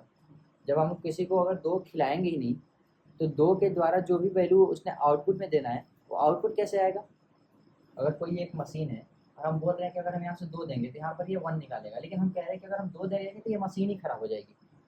तो जब हम 2 देंगे नहीं इस मशीन के लिए, तो इसका मतलब 1 देगा ही नहीं वो। वही तो बात हो रही है यहाँ पर कि आपका रेंज में 1 कभी नहीं आएगा। क्यों? क्योंकि रेंज में 1 आने के लिए आपको डोमेन में क्या देना पड़ेगा, 2 देना पड़ेगा, और 2 हम पहले ही हटा चुके हैं कि 2 हमें देना नहीं है। ये होता है वो वैल्यू जिसके लिए हमें फंक्शन पर चेक करनी होती है। सारे वैल्यूज़ को चेक करनी होती है कि हाँ किस वैल्यू के लिए हमारा फंक्शन डिफाइन हो रहा है, किस वैल्यू के लिए नहीं हो रहा है। चेक करने से होता है कि क्लियरिटी मिल जाती है कि कौन कौन से वैल्यू हैं। इसका ज़्यादा इफेक्ट आपको नंबर ऑफ सॉल्यूशंस निकालने में आता है। जैसे अगर कोई क्वेश्चन दे दिया, बोल दिया गया कि इसमें कितने ऐसे पॉइंट्स है जिसके लिए ये फंक्शन डिफाइंड हो, कितने ऐसे पॉइंट्स है जिसके लिए फंक्शन डिफाइंड नहीं है इस रेंज में, तो तब आपको उसमें दिखाना होता है कि हाँ इस वैल्यू के लिए फंक्शन डिफाइंड नहीं है। तो जितने भी वैल्यू आते हैं उस वैल्यू को आपको रख रख करके चेक करना होता है कि हाँ सच में ये वैल्यू उसके लिए डिफाइंड है या नहीं, या फिर उस वैल्यू के लिए फंक्शन डिफाइंड है या नहीं। ठीक है, ये आपका हो गया, रेंज का तो हो गया। अब इसके आगे टॉपिक क्या था, टॉपिक चेक करते हैं इसके आगे क्या था। इसके आगे एल्गोरिथम भी हो गया था। अब स्टैंडर्ड फंक्शन। तो स्टैंडर्ड फंक्शन में क्या है कि आपका y बराबर 1/x रेसिप्रोकल फंक्शन होता है। x यहाँ पर 0 के बराबर नहीं होना चाहिए। y बराबर √x, यहाँ पर x आपका ग्रेटर देन इक्वल टू 0 होना चाहिए, x नेगेटिव नहीं होना चाहिए। और फंक्शन में जैसे आपका हो गया ग्रेटेस्ट इंटीजर, ग्रेटेस्ट इंटीजर हो गया, और ये हो गया फ्रैक्शनल फंक्शन हो गया। ये सब सारे आपके फंक्शन होते हैं। सबका ग्राफ अलग अलग होता है। ग्राफ हम ग्राफ की क्लास में बताएंगे। हम पहले ही बता चुके हैं, अगर आप ग्राफ पढ़ लेंगे तो ये चैप्टर क्या है कि 1 घंटे में ख़त्म हो जाएगा। हमें 1 घंटे में चैप्टर को ख़त्म नहीं करना है। कैलकुलस है इसलिए हम कैलकुलेशन करना चाहते हैं। कैलकुलेशन करेंगे तभी समझ में आएगा। देखिए क्या होता है कि कैलकुलस में ना जो रियल फंक्शन है, ये छोटा छोटा चैप्टर है। आप ग्राफ पढ़ लिए ना तो बहुत जल्दी से आप इसको सॉल्व कर तो लेंगे, ठीक है। लेकिन सपोज करिए कि आपके पास बहुत बड़ा क्वेश्चन आ गया, y बराबर fx में आपका बहुत बड़ा फंक्शन वाला क्वेश्चन आ गया, बहुत बड़ा फंक्शन लिखा है, और आप ग्राफ नहीं बना पा रहे हो। फिर क्या करोगे, छोटे छोटे क्वेश्चन को आप किए ग्राफ से, पेन चलाया नहीं, कॉन्सेप्ट क्लियर हुआ नहीं, दिमाग में अच्छे से सब चढ़ा नहीं कि हाँ कैसे क्या करना है, सब भूल गया। अब बड़े क्वेश्चन में आपका पेन चलेगा नहीं। इसलिए हम बोल रहे हैं कि कैलकुलेशन में, कैलकुलस के चैप्टर में हम पहले कैलकुलेशन करेंगे कि हाँ सच में कैलकुलेशन करके क्या होता है।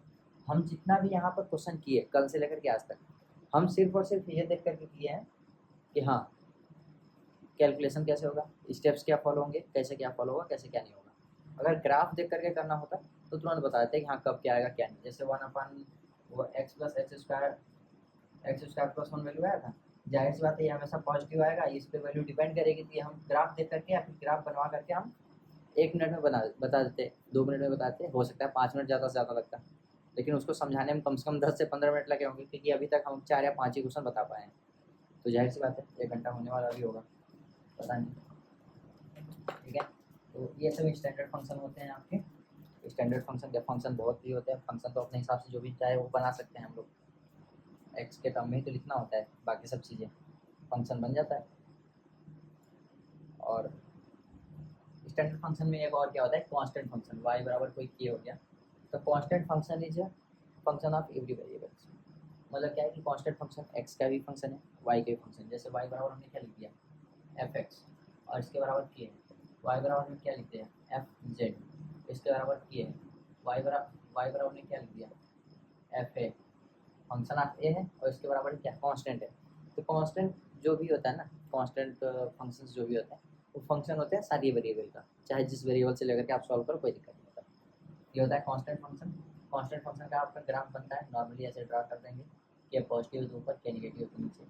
तो ग्राफ ये सब ग्राफ का पोर्शन है, तो ग्राफ में अच्छे से बता दिया जाएगा। एक होता है आपका आइडेंटिटी फंक्शन, मतलब कि एफ एक्स बराबर एक्स, जो आप यहाँ पर वैल्यू दे रहे हो वही वैल्यू यहाँ पर होना चाहिए, तो उसको आइडेंटिटी फंक्शन बोलते हैं। मतलब जो दिया वही आपका आउटपुट होना चाहिए, जो इनपुट दिया वही आउटपुट हो गया, मतलब क्या आइडेंटिटी फंक्शन, आइडेंटिटी है, जो हमने दिया वही दे रहा है।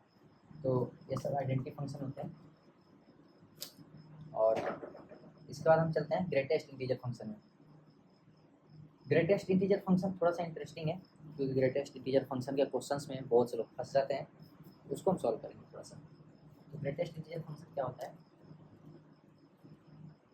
अगर आपका ये बड़े वाले ब्रैकेट में, स्क्वायर ब्रैकेट में अगर आपको कोई वेरिएबल्स है, तो नॉर्मली मैथमेटिक्स में इसको ग्रेटेस्ट इंटीजर फंक्शन बोला जाता है।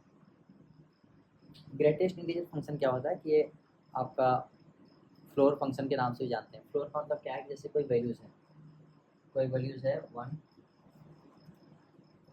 0 1 सॉरी 3 -1 -2 -3, ये आपका हो गया।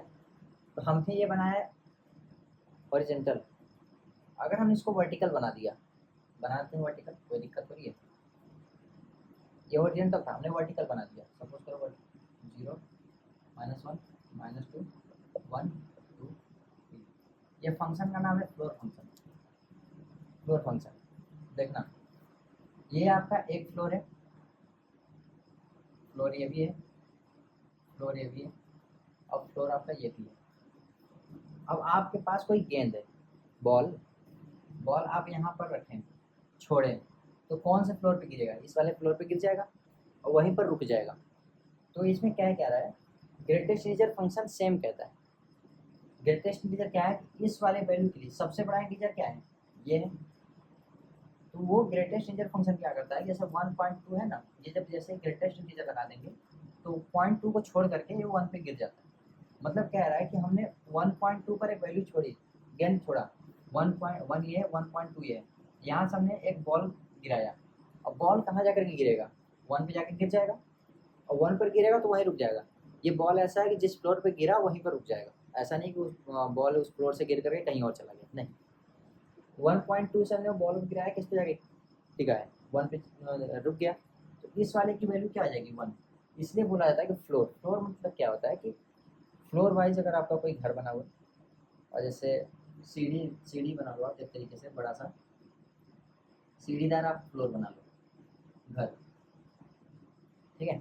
आपका सपोज करो कि आपका एक फ्लोर है, आपका यहाँ भी एक फ्लोर है, यहाँ भी एक फ्लोर है, यहाँ भी एक फ्लोर है, और आप यहाँ हो, यहाँ से कूद रहे हो, तो कौन से फ्लोर पे गिरोगे, 0 फ्लोर पे।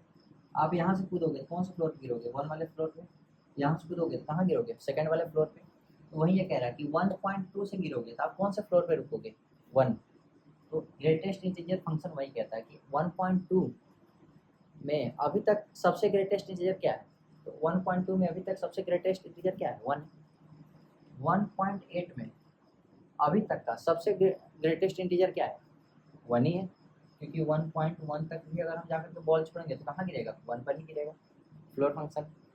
और ये जो होता है ना, ये 1.8 ये कहता है कि माइनस इन्फाइनाइट से, मतलब छोटे छोटे, मतलब नीचे से वैल्यू को आप ऊपर ला रहे हो, मतलब 1.8 तक ला रहे हो, चेक कर रहे हो, उसमें सबसे बड़ा ग्रेटेस्ट इंटीजर क्या आया हुआ है, उसको बताना है। अभी तुमने बताया कि फ्लोर नाम क्यों है, फ्लोर नाम क्यों है कि जब जैसे कोई वैल्यू छोड़े, गेंद छोड़े, उस फ्लोर पे टिक गया। ग्रेटेस्ट इंटीजर नाम क्यों है, ग्रेटेस्ट इंटीजर नाम ये है कि अगर आप सबसे नीचे सबसे नीचे की वैल्यू से आप उस वैल्यू तक का पैमाना लें, माप करें, तो उस वैल्यू तक का सबसे बड़ा इंटीजर क्या आया हुआ है? जो इंटीजर आएगा उसी इंटीजर को हम क्या करेंगे, यहाँ पर लिख देंगे। तो जैसे हम यहाँ पर वैल्यू लेते हैं 2.5, तो माइनस इनफाइनाइट से लेकर के 2.5 तक का सबसे बड़ा इंटीजर क्या आया हुआ है? एक बार 0 आया होगा, कहीं 1 आया होगा, कहीं 2 आया होगा। तो सबसे बड़ा इंटीजर क्या है? 2 है। इस वाले की वैल्यू क्या हो जाएगी? 2.5 का वैल्यू हो जाएगा 2। समझा क्या ग्रेटेस्ट इंटीजर फंक्शन क्या कहता है? अब इसमें -1.5, तो -1.5 क्या है? जैसे ये हो गया माइनस आपका 5 भी आया होगा, यहाँ पर -4 आया होगा, -3 आया होगा, -2 आया होगा, -1 आया होगा, और यहाँ पर देखिए -1.5 मिलेगा कहाँ? -1.5 है, मतलब माइनस का साइड है, ये आपका -1.5 यहाँ मिलेगा। जाहिर सी बात है, यहाँ पर आप नहीं बोलिएगा कि -1.5 है, नहीं, यहाँ पर आपको मिलेगा -0.5 मिलेगा, यहाँ पर आपका -0.5 मिलेगा, यहाँ पर आपका -1.5 है। तो माइनस इनफाइनाइट से -1 पॉइंट के बीच में सबसे ग्रेटेस्ट वाली इंटीजर क्या है? -2 ही तो है, तो इसको लिख देंगे -2, ये इसका वैल्यू हो जाएगा। समझ में आया कि ये ग्रेटेस्ट इंटीजर एक ब्रैकेट का क्या सीन है, फ्लोर का क्या सीन है, ग्रेटेस्ट इंटीजर का क्या सीन है? फ्लोर दोनों यही कह रहा है कि माइनस इनफाइनाइट से उस वैल्यू तक का सबसे बड़ा इंटीजर जो है वही उसका आंसर होगा। फ्लोर वही कह रहा है कि सबसे नीचे से जो वैल्यू है, अगर उस वैल्यू से अगर तुम नीचे की तरफ अगर कूद रहे हो, गिर रहे हो, तो कौन से फ्लोर पे जाकर के रुक जाओगे, तो वही उसका आंसर हो जाएगा। फ्लोर फंक्शन का बस इतना ही है। और इस पर हम क्वेश्चन कर लेते हैं। क्वेश्चन के लिए क्वेश्चन देखना होता है, क्वेश्चन हमें याद नहीं है तो क्वेश्चन देखना पड़ेगा कि हाँ क्वेश्चन कौन सा है, और क्वेश्चन भी कोई अच्छे अच्छे क्वेश्चन उठाने पड़ते हैं। पहले क्वेश्चन निकाल तो कर लेते हैं, क्वेश्चन करते हैं कोई अच्छा सा तगड़ा वाला। Greatest integer function properties and, हाँ एक क्वेश्चन करते हैं जो IITs में आया हुआ है, ठीक है। क्वेश्चन है आपका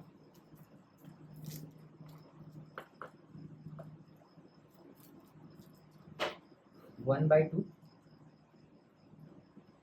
प्लस 1/2 प्लस 1/100, ये हम बना रहे हैं तो ये आपका बड़ा वाला ब्रैकेट है, थोड़ा देख लीजिएगा अपने हिसाब से। 1/2 प्लस 2/100, ठीक है, प्लस डॉट डॉट डॉट, ये क्या है? 1/2 प्लस 99/100, ठीक है, लिखना ही पड़ता है अच्छे से। ओके, ये क्या कह रहा है कि 0.5 है, तो हमने अभी बताया 0.5 इनफाइनाइट से लेकर 0.5 के बीच में सबसे बड़ा ग्रेटेस्ट इंटीजर कौन सा है? 0। इसके लिए 0 हो गया, कोई बात नहीं, 0 कर दिया। ये हमारा 0.5 है और 0.001 0.01 है, 001, ठीक है, 001 कर देते हैं, 001, ठीक है, 1 2, हाँ 2 0 है, 100 से डिवाइड किए हैं, थोड़ा सा जल्दबाजी हो जाता है। अब इसमें ऐड कर देंगे 0.51 हो गया। ये आपका क्या है? सबसे ग्रेटेस्ट इंटीजर इसका क्या आएगा? 0 आएगा, क्योंकि माइनस इनफाइनाइट से 0 तक क्या आएगा? 0 ही आएगा। इसका भी 0 आ गया। ऐसे 0 कब तक आएगा देखते हैं, लेकिन हम ऐसा वैल्यू फाइंड करते हैं बीच का ना, जिसके लिए 0 हट करके 1 आने लगे, क्योंकि हमें वैल्यूज नहीं निकालनी है, तो हम कब तक गिनते चलेंगे कि 0 कब आएगा, 0 कब आएगा, 0 कब आएगा, नहीं ना। तो हम ऐसा करते हैं कि 1 कब आएगा वो देख लेते हैं। तो यहाँ पर 1.2 तो है ही, और अगर यहाँ पर भी 1.2 हो जाए तो ये तुम्हारा क्या हो जाएगा? 1 हो जाएगा, और इसका वैल्यू क्या होगा? 1 हो जाएगा, ठीक है। ये 1/2 हर जगह आ ही रहा है, अब 1/2 हमें लाना है, तो 1/2 के लिए क्या है? यहाँ दूसरे टर्म में क्या है? हमेशा 100 है, तो इसमें हम 50 का मल्टीप्लाई करा देते हैं, 50 का मल्टीप्लाई करा दिए, तो 1/2 प्लस ये 50/100 हो गया, इसका वैल्यू 1 आ रहा है। इसका मतलब ये है कि हमारा 1 अगर लाना है तो हमारा इस वाले टर्म के आगे की वैल्यू में 1 आ सकता है, आएगा ही, वो तो आएगा, लेकिन बता रहा हूँ अभी आ सकता है, लेकिन पीछे की वैल्यूज में तो 1 तो नहीं आएगा, क्योंकि हमें 1 लाने के लिए 50/100 जुड़ना जरूरी है। अगर 50/100 नहीं हो रहा है तो 1 तो नहीं आएगा। इसका मतलब कि हम इन सब वैल्यू को, इसके जो पहले वाली वैल्यूज उन सबको हटा देते हैं। तो हम क्या करते हैं कि 1/2 से लेकर के यहाँ से लेकर के 1/2 प्लस 49/100 तक की वैल्यू को सबको हटा देते हैं, ये 0 पुट कर देते हैं, क्योंकि सारे का वैल्यू 0 0 0 0 0 ही आएगा। 0 पुट कर दिए। हमारा जो टर्म बचा हुआ है वो क्या है, 1/2 है, 50/100 है, प्लस 1/2 है, प्लस 51/100 है। ये कहाँ तक है, 1/2 है प्लस 99/100 है। ठीक है, तो हमने ये चेक कर लिया कि जब हमारा 1 आएगा, हमारा 1 यहाँ से स्टार्ट हो रहा है, मतलब यहाँ से 1 स्टार्ट हो रहा है, उसके आगे का जा रहा है, ये हमारा क्या आएगा, अभी हमको ये निकालना है। तो जैसे हमने चेक कर लिया कि 1 हमारा इस यहाँ से स्टार्ट होगा, वैसे हम एक और पॉइंट चेक कर लेते हैं, ये 2 कहाँ से स्टार्ट होगा। तो 1/2 प्लस, अगर हमें 2 लाना है तो 1.5 ऐड करना पड़ेगा, तभी ये 0.5 और 1.5 बराबर 2 होगा, तभी वैल्यू हमारी 2 आएगी। तो इसको हम क्या लिख सकते हैं, 3/2 लिख सकते हैं। ये आएगा 2 और इसका मतलब होता है 2। यहाँ भाई हम 50 का मल्टीप्लाई कराते हैं, 1/2 प्लस 50 का मल्टीप्लाई करेंगे 3 में तो 150 होगा, बचेगा 100, ये बराबर आएगा 2। ये कह रहा है कि आपका 2 तभी आएगा जब ये वाला टर्म 150 होगा, लेकिन हमारा आगे का टर्म एक भी 150 तक नहीं जा रहा है। इसका मतलब कि ये 2 इधर तो कुछ नहीं आने वाला, इसके पहले की जितनी वैल्यूज थी वो 1 देंगी। तो हमें ये तो पता चल गया कि यहाँ तक जो वैल्यू आएगा ना वो 1 ही आएगा, क्योंकि इनके बीच में कोई भी ऐसी वैल्यू नहीं है जो 2 आ रहा है। जब 2 नहीं आ रहा तो 3 भी नहीं आएगा, 3 नहीं आ रहा 4 भी नहीं आएगा, समझ रहे हो ना। तो यहाँ से यहाँ तक वैल्यू हमारी क्या आने वाली है, 1 आने वाली है। तो हम इसको हटा देते हैं। पता चल गया कैसे, यहाँ पर वहाँ दोनों में यहाँ से यहाँ तक 1 ही क्यों आएगा, क्योंकि हमने चेक कर लिया कि 2 का क्या, 2 का सबसे बेस केस क्या है, 2 का हमारा बेस केस क्या है, 1/2 प्लस 150/100 होना चाहिए। उसका ग्रेटेस्ट इंटीजर लेंगे तभी हमारा 2 आएगा। अब वो हम वैल्यू इसमें कहीं लिखा नहीं है, मतलब उससे पहले की सारी वैल्यू है और 1 से बड़ी वैल्यूज़ हैं, तो आपका क्या है कि हमेशा क्या आएगा, 1 आएगा। अब ये हम देख लेते हैं कि इसकी वैल्यू 1 है, इसकी वैल्यू 1 है, और प्लस डॉट डॉट डॉट ये इसकी वैल्यू क्या है, 1 है। तो ये 1 हमारा कितनी बार है यही देखना है। ये अगर हम काउंट कर लें कि 1 कितनी बार है, वही हमारा आंसर हो जाएगा। ठीक है, तो अब देखते हैं। अगर हमें एक छोटा सा बताता हूँ जहाँ सब लोग मिस्टेक करते हैं, जैसे देखो 10 - 5 करना होगा, 5 आया, 10 - 5 में काउंट क्या क्या हुआ, 10 काउंट हुआ, 9 काउंट हुआ, 8 काउंट हुआ, 7 काउंट हुआ, 6 काउंट हुआ, 6 7 8 9 10 ये काउंट हो गया, तब हमारा 5 आया। लेकिन अगर हमें 5 भी काउंट करना हो, 5 भी काउंट करना हो, क्या एक टर्म बढ़ जाता है, तो इसमें क्या 1 करने के कितना आएगा, 6 आएगा। तो 1 2 3 4 5 6 टर्म आया हुआ है, अगर 5 को भी काउंट करना है तो उसी प्रकार से हम देखते हैं कि अगर हम 99 50 51 52 लगातार जा रहा है, तो 99 माइनस का 50 कर दिए, ये हमारा क्या आ गया, 49 आ गया। 49 ये आया क्या हुआ है, 51 52 53 ऐसे लेकर के 51 52 53 से लेकर के 99 तक, ये हमारे कितने टर्म्स हैं, 49 टर्म्स। लेकिन हमारा क्या 50 भी इंक्लूडेड है, तो एक टर्म और जुड़ गया, तो फुल टर्म कितने हो गए, टोटल टर्म्स कितने हो गए 50, टोटल टर्म्स कितने हो गए 50 हो गए। तो टोटल टर्म अगर 50 हो गए तो इसका आंसर क्या आ जाएगा, 50 हो जाएगा, क्योंकि 1 1 1 50 बार जुड़ेगा तो आंसर क्या होगा 50 हो जाएगा। ये आपका आंसर 50 है। ये आपका आया हुआ है 1995 IIT।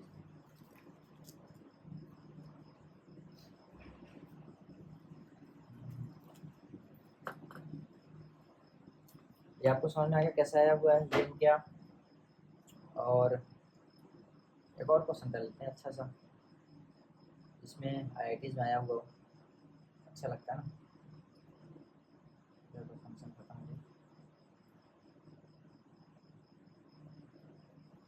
अब एक कॉन्सेप्ट बताते हैं फ्रैक्शनल वाला, और उस फ्रैक्शनल को यूज करके हम ग्रेटेस्ट इंटीजर को सॉल्व करेंगे, जिसमें आपका फ्रैक्शनल का भी पार्ट कंप्लीट हो जाएगा और ग्रेटेस्ट इंटीजर का भी कंप्लीट हो जाएगा, और बाकी सब क्वेश्चन जो करना रहेगा हम एक्सरसाइज में कर लेंगे।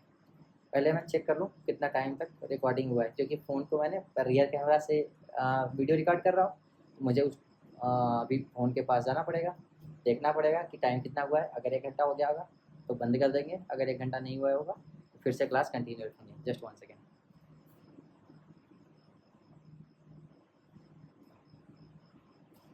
एक घंटा 4 मिनट हो चुका है वीडियो। अभी क्या करते हैं कि देख लेते हैं क्या क्या कंप्लीट हुआ आपका। आपका ये फंक्शन है, रेंज हो गया, एल्गोरिथम हो गया, स्टैंडर्ड फंक्शन हो गया, प्रॉपर्टीज़ तो प्रॉपर्टीज़ हो जाएगा, हो गया होगा, बीच में नहीं हुआ होगा तो फिर बता देंगे कि जुड़ता कब है, प्लस कब होता है, माइनस कब होता है।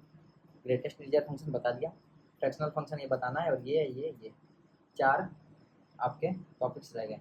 फ्रैक्शनल फंक्शन अभी ख़त्म कर लेते हैं क्योंकि बाकी का जो टॉपिक्स हैं वो बड़े बड़े हैं, तो उसमें जेई के क्वेश्चन कराने होंगे। तो फ्रैक्शनल पार्ट देखिए, कोई भी y बराबर x है तो फ्रैक्शनल पार्ट क्या कहता है कि ये जो वैल्यू है ना, ये आपकी वैल्यू 1 से छोटी और 0 के बराबर तक आएगी, ये value fractional part. Fractional part अब क्या होता है, जैसे हमने लिख दिया 1.2, तो ये हमारा 1 प्लस 0.2 लिखेंगे, ये आपका इंटीग्रल पार्ट हो गया। बाकी ये जो बचा ये आपका फ्रैक्शनल पार्ट हो गया। ध्यान रखें, फ्रैक्शनल पार्ट के आगे हमेशा पॉजिटिव में जुड़ना चाहिए, फ्रैक्शनल पार्ट हमेशा क्या है, पॉजिटिव में जुड़ेगा। अब ऐसा नहीं कि जैसे एक क्वेश्चन और लेते हैं, -1.2, ये -1 माइनस 0.2, तो इसका फ्रैक्शनल पार्ट 0.2 नहीं है, नहीं, यहाँ प्लस होना चाहिए। तो इसको प्लस होने के लिए क्या करेंगे, एक प्लस कर देते हैं, एक माइनस कर देते हैं। तो इसमें क्या करेंगे, इस माइनस को इस माइनस से जोड़ देते हैं, तो -2 हो गया, और इससे इसको जब जोड़ेंगे तो क्या हो जाएगा, प्लस का 0.8 हो जाएगा। इस क्वेश्चन का फ्रैक्शनल पार्ट हमारा ये होगा। समझ आएगा फ्रैक्शनल पार्ट क्या होता है, इंटीग्रल के साथ कौन सा फ्रैक्शन की वैल्यू जुड़ रही हो। तो यहाँ पर क्या है, पॉजिटिव पॉजिटिव में जो जुड़ रहा हो, ऐसा नहीं कि नेगेटिव साइन है तो नेगेटिव साथ जो नेगेटिव जुड़ रहा हो उसको फ्रैक्शनल पार्ट नहीं। यहाँ पर अगर आपका इसका फ्रैक्शनल पार्ट निकालना है तो आपको इस टर्म से आप देखना पड़ेगा, एक प्लस और एक माइनस करना पड़ेगा, तो इसमें आपका जो है निकलेगा ये फ्रैक्शनल पार्ट होता है। अब ये फ्रैक्शनल पार्ट जाहिर सी बात है हमेशा आपका 1 से छोटा होगा और 0 के बराबर भी हो सकता है, क्योंकि अगर हम आपका 2 का फ्रैक्शनल पार्ट निकालते हैं 2.0 मतलब 2 प्लस 0.0, फ्रैक्शनल पार्ट क्या आएगा आपका, ये फ्रैक्शनल पार्ट 0 ही तो है, फ्रैक्शनल पार्ट क्या आ गया, 0 आ गया, इसलिए फ्रैक्शनल पार्ट की वैल्यू 0 से 1 के बीच में होती है। हाँ, अब देखते हैं फ्रैक्शनल पार्ट और निकालने के तरीके। एक चीज़ देखते हैं, हमने x ले लिया और मैंने ग्रेटेस्ट इंटीजर को घटा लिया, कोई दिक्कत है नहीं। एग्जांपल पर देखते हैं, 1.2 है और इसका तुम्हें फ्रैक्शनल पार्ट निकालना है, फ्रैक्शनल पार्ट, तो इसको तुम्हें करना क्या है, 1.2 माइनस का इसका ग्रेटेस्ट इंटीजर क्या आएगा, 1 आएगा, क्या आ गया 0.2 हो गया, फ्रैक्शनल पार्ट निकल गया। अब वो वाला क्वेश्चन लेते हैं -1.2 का, इसका फ्रैक्शनल पार्ट निकालना है, क्या आएगा, इसका फ्रैक्शनल पार्ट निकालना है, तो -1.2, कोई दिक्कत नहीं। अब इसमें हम माइनस करा दें, गड़बड़ नहीं हो गया, लगता तो नहीं गड़बड़ हो गया, माइनस माइनस का तो इसका -2 आ गया, तो क्या करेंगे, -1.2 प्लस का 2, अरे मैं ही पागल हूँ, जब 2 में से घटाएंगे 1.2 तो 0.8 ही तो आएगा, 0.8 सोच रहा था मैं कुछ और, इसलिए तो करना क्या है, ये जब आपका आया था -1.2, इसका ग्रेटेस्ट इंटीजर क्या आएगा, -2 आएगा, क्योंकि माइनस इनफाइनाइट से -1.2 के बीच का सबसे ग्रेटेस्ट इंटीजर क्या आ रहा है, -2 आ रहा है, तो आपका ये क्या आ गया -2, तो ये माइनस साइन ये वाला है और ये ब्रैकेट के अंदर जो वैल्यू रखे हैं इस ग्रेटेस्ट इंटीजर का वैल्यू है, तो -2 और माइनस +2 हो गया और इनमें से को हटा के तो 0.8 आ गया। तो हम फ्रैक्शनल पार्ट को हम ग्रेटेस्ट इंटीजर और नॉर्मल अपने एक्स के टर्म में लिख सकते हैं, ये आपकी प्रॉपर्टी होती ही है। अब हम एक क्वेश्चन सॉल्व करते हैं, क्वेश्चन बहुत इंटरेस्टिंग है, अगर दोनों तरफ आपका एक्स दे दिए तो आप रेंज कैसे निकालेंगे वो भी उसमें इंक्लूड है, तो मज़ा आएगा। क्वेश्चन क्वेश्चन क्वेश्चन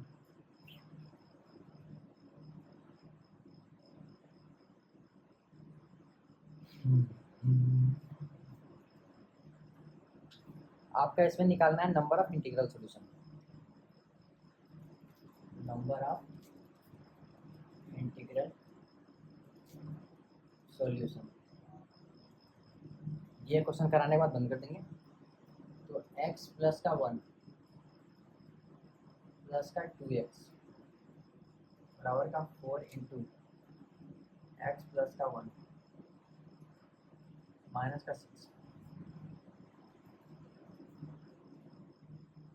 नहीं गलत हो गया, ये आपका ये वाला फंक्शन है, क्योंकि जब हम क्वेश्चन ही उठा रहे हैं फ्रैक्शन का, फ्रैक्शन तो होना चाहिए। अब इसको सॉल्व करना है तो हम करेंगे क्या, इसको चेंज कर देंगे, x प्लस 1 के टर्म में माइनस x+1 का ये बना देंगे, कोई दिक्कत नहीं है। 2x बराबर का 4 इंटू एक्स प्लस का 1। अब यहाँ x+1 यहाँ है और x+1 का ग्रेटेस्ट इंटीजर यहाँ है, तो इसको उधर ले ऐड कर देंगे और ये जुड़ कर कितना हो गया 3x हो गया बराबर का 5 x प्लस का 1 हो गया माइनस का 6 हो गया। कोई दिक्कत नहीं। हम इसमें करते क्या है कि एक बार और लगा देते हैं, क्या तरीका कर लेते हैं चेंज थोड़ा सा इधर उधर। 3x बराबर का 5 greatest integer of x plus का 5 माइनस का 6।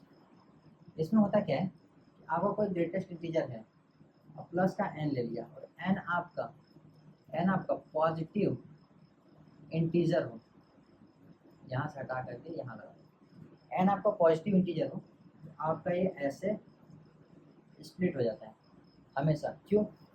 क्योंकि आप इंटीजर में प्लस पॉइंट करो। देखो इसमें होता क्या है, जैसे 1.2 आ गया प्लस का 2 हो गया, तो जोड़ोगे तो क्या हो गया 3.2 होगा, आंसर क्या आएगा 3 आएगा। अब वैसे करके चेक कर लेते हैं, 1.2 प्लस का 2 हो गया।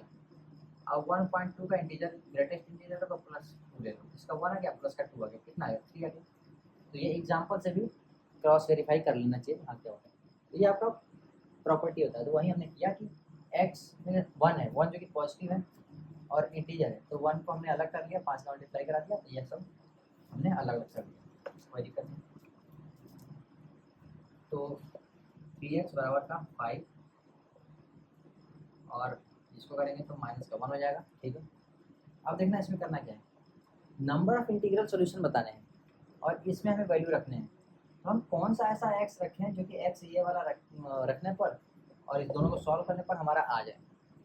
तो हमें यहाँ पर डोमेन को डोमेन का कोई थोड़ा सा कॉन्सेप्ट लगाना पड़ेगा या फिर इनइक्वलिटी जैसा कुछ सॉल्व करना पड़ेगा कि हाँ कौन सी सी वैल्यू रखें, क्या रखें क्या ना रखें। और ये तुम्हारा कोई डिफाइंड ही नहीं है, मतलब कि हाँ कि इसका कोई लिमिटेड रेंज होता है या फिर लिमिटेड वैल्यू होती है, ऐसा कुछ डिफाइंड नहीं है। मतलब ये भी तुम्हारा कुछ भी वैल्यू आ सकता है, कोई भी इंटीजर आ सकता है, यहाँ पर भी तुम्हारा कोई भी वैल्यू मतलब तुम रख सकते हो, कोई भी वैल्यू आ सकता है। तो इसमें नंबर ऑफ सॉल्यूशन निकालने में थोड़ा प्रॉब्लम होगा, ठीक है। तो हम करते क्या है कि कोई एक केस रख लेते हैं, कोई मतलब किसी भी एक साइड हम एक केस रख देते हैं। केस मतलब क्या कि कोई भी एक टर्म, कोई भी लेफ्ट साइड या राइट साइड का जो भी टर्म है वो तुम्हारा कहीं ना कहीं से बाउंडेड हो जाए। तो बाउंडेड होने का मतलब क्या है, हम ये जानते हैं कि ये तुम्हारा जो टर्म है ये इसके रेंज में बाउंडेड होता है, 0 से 1 के बीच में ही वैल्यू आती है फ्रैक्शनल की। तो हम क्या करते हैं कि इसको हम चेंज कर देते हैं फ्रैक्शनल में, क्योंकि अभी यहाँ पर हम इसको बाउंड नहीं कर पा रहे हैं, तो नंबर ऑफ सॉल्यूशन बताने में डिफिकल्टी जा रही है ना। तो चेंज कर लेते हैं, 3x बराबर का 5x, कोई दिक्कत नहीं क्योंकि यहाँ पर ये चेंज करते हैं तो x माइनस का ग्रेटेस्ट इंटीजर ऑफ x होता है, इसको हम इधर ले देंगे। तो अगर हम आप इसको ऐसे कर देते हैं तो ये आपका ऐसे हो जाता है 5x माइनस का 5 का, ये हो गया माइनस का 1। अब इस 5x को इधर लाते हैं, 5 of fractional part of x इधर ला दिए और इधर लेकर जाएंगे तो 2 का x माइनस का 1, ये आपका हो गया। कोई बात नहीं। अब हम लगाते हैं ये वाला कॉन्सेप्ट, इधर देखो 2-3 लाइन हटा देते हैं। हमें x की वही वैल्यू लानी है जो इन दोनों को सेटिस्फाई करे और कुछ नहीं है करना, फिर नंबर ऑफ सॉल्यूशन तो दिखाने कितने हैं। अब जब ये x का जो वैल्यू है फ्रैक्शनल पार्ट ये 1 से 0 से 1 के बीच में, अब 5 का मल्टीप्लाई कराते हैं, 5 का मल्टीप्लाई यहाँ भी करा दिए, 5 का मल्टीप्लाई यहाँ भी करा दिए और 5 का मल्टीप्लाई यहाँ भी करा दिए, तो ये 0 हो जाएगा, 5 ऑफ फ्रैक्शनल पार्ट हो गया और ये लेस देन इक्वल टू 5। और यही वैल्यू क्या है, ये है। तो हम इसके जगह पर कुछ नहीं करते हैं, बस ये वैल्यू रख देते हैं x माइनस 1, कोई दिक्कत है। अब इसको 1 इधर कर लेते हैं, मतलब कि इसको बोलते हैं पक्षांतर हिंदी में। सॉरी यहाँ पे इक्वल का साइन नहीं था, इक्वल का साइन नहीं होगा, ये तुम्हारा 5 गड़बड़ हो गया क्या कहीं, क्वेश्चन दिया था 5 माइनस 2x माइनस 1 ही आया था, जब क्वेश्चन क्या था एक बार लिख देते हैं थोड़ा सा। क्वेश्चन आपका था 3x प्लस का 1 प्लस का 2 का x बराबर का 4x प्लस का 1 माइनस का 6। इसको जब चेंज करेंगे तो x प्लस का 1 प्लस का 2 का x, ऐसा इसलिए हो रहा है क्योंकि यहाँ पर वैल्यू एलिमिनेट होनी चाहिए थी ना, यहाँ पर एलिमिनेट नहीं हो रहा क्योंकि इसमें केस एक मैंने छोड़ा है बताने के लिए, तो इसके दिमाग में आया, जब सॉल्व करते चले आए पता चल जाता है कब क्या हो रहा है। और ये हो गया आपका माइनस का एक्स प्लस का वन ग्रेटेस्ट इंटीजर, ये जाकर इंटीजर बन गया था 5 एक्स प्लस का वन माइनस का 6 हो गया आपका, ये बन गया था 5 का ग्रेटेस्ट इंटीजर माइनस का 5 हो गया था आपका माइनस का वन, ठीक है माइनस का वन हो गया। और आपका ये वाली वैल्यू भी तो थी एक्स प्लस वन वाली, एक्स प्लस वन इधर जा करके 3x हो गया, बारह मतलब 5 का एक्स और माइनस का 2, ये माइनस का 2 हुआ था, और इसको जब हम चेंज किए थे तो 5 का एक्स माइनस का 5 का फ्रैक्शनल पार्ट ऑफ एक्स हो गया था। तो इधर जाएंगे तो 2 ऑफ एक्स माइनस का 2, 2 ऑफ एक्स माइनस का 2, इधर जब जाएंगे तो 2। दिक्कत क्या हुआ था कि जब हम यहाँ पर चेंज किए थे एक्स प्लस वन के टर्म में, तो ये वन ले जाना हम छोड़ दिए थे, जब ये वन बीच में इस साइड लेके जाएंगे तो यहाँ पर 2 हो जाएगा, 2x माइनस का 2 आएगा, ठीक है। छोटा सा सॉल्यूशन यहाँ पर लिखा गया है, इस पर ध्यान दीजिएगा। 5 और फ्रैक्शनल पार्ट ये हो गया, और 2x माइनस का 2 5, ये जो फ्रैक्शनल पार्ट यहाँ है ये वैल्यू ने उठा कर यहाँ रखी है, 5 माइनस का तो 7 हो गया। अब 2 को डिवाइड कर देते हैं 1 7 बाई। अब यहाँ से हमें ये तो दिख रहा है कि x बराबर हमें 1 आ रहा है, और x बराबर ये आपका लिख देते हैं पॉइंट फॉर्म में, पॉइंट के फॉर्म में लिख दें 2 आया था, 2 इंटू एक्स आया था तो 3.5 समथिंग, ठीक है। ये हमने कर दिया 3 पॉइंट समथिंग यार है 3.5, ठीक है। तो हमारे 2 भी आ गया 3 भी आ गया। इंटीग्रल सॉल्यूशन में पूछा था 1 2 3 आया हुआ है, और इसमें से हमें एलिमिनेट करना था केस, केस हमने यहाँ लिखा था, ये लिखा था x plus one plus 2x 4x minus one 2 का x, यहाँ पर हमने लिखा ठीक था, यहाँ से चेंज किया था, यहाँ पर 5 कैंसिल हो गया था, 5 चेंज किया था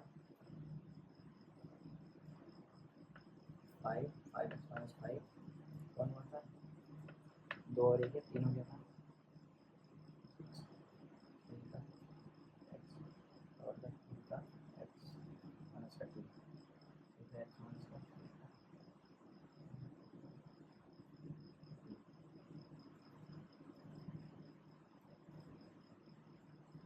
5 माइनस 3, ठीक है।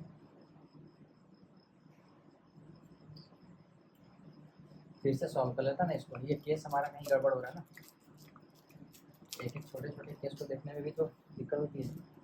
एक्स प्लस का वन, एक्स प्लस का वन एक क्वेश्चन में क्या है, ये आपका ये है एक्स प्लस का वन प्लस का 2 का एक्स बराबर 4 एक्स प्लस का वन, यहाँ पर फ्रैक्शन पार्ट 6, और ये आपका आ जाएगा एक्स प्लस का वन माइनस का एक्स प्लस का वन ग्रेटेस्ट इंटीजर प्लस का 2x बराबर का 4x प्लस का 1 माइनस का 6, ये कर दिया हुआ, ये यहाँ से हमने डिसाइड लेके चलेगा, ये हो जाएगा 3x प्लस का 1 बराबर का 5x प्लस का 1, 5x प्लस माइनस का 6 हो गया। ये बुक में ही गलत दिया हुआ है भाई, 5x हो गया माइनस का सॉरी प्लस का 5 हो गया, और ये आपका ग्रेटेस्ट इंटीजर हो गया 5x ग्रेटेस्ट इंटीजर हो गया माइनस का 6 हो गया, और 3x प्लस का 1 हो गया माइनस का 6 यहाँ पर, तो ये माइनस का 1 हो गया, तो 3x बराबर का 5 का ग्रेटेस्ट x माइनस का 2 हो गया। ये मतलब सॉल्व करके लाए थे, तो ये 3x आपका नॉर्मल है, और ये आपका ये बन रहा है 3x बराबर का ये हो गया, और इसके बाद 3x, तो सॉल्व कैसे करना था, इसको हम चेंज कर रहे थे इस टर्म में, चेंज कर रहे थे इस टर्म में 5x माइनस का, अच्छा ठीक है, ये चेंज कर रहे थे हो गया, ठीक है। इसके बाद हम एक केस लगाए इसको सॉल्व करने की, इस वाले टर्म को चेंज कर दिया, ठीक है। लेकिन हम ये वाला भी तो चेंज करना था हमें, वो छोड़ रहे थे ना, तो 3, अब इस x को क्या लिख सकते हैं, x फ्रैक्शनल पार्ट है, x माइनस एक्स का ये मॉड लिखिए, हम इसको चेंज करते हैं, x को चेंज करते हैं, x बराबर fractional part plus greatest integer, इस वैल्यू से हम 3 में रखते हैं 3 में, तो ये फ्रैक्शनल पार्ट एंड ई, ठीक है, बराबर का 5 माइनस का 3, या फिर ये हो गया 3, ये हो गया बराबर का 5 x माइनस, ये 5 है, यहाँ पर 3 है, इसको हम हटा करके क्या करते हैं, इसको 2 लिख लेते हैं, लिखिए।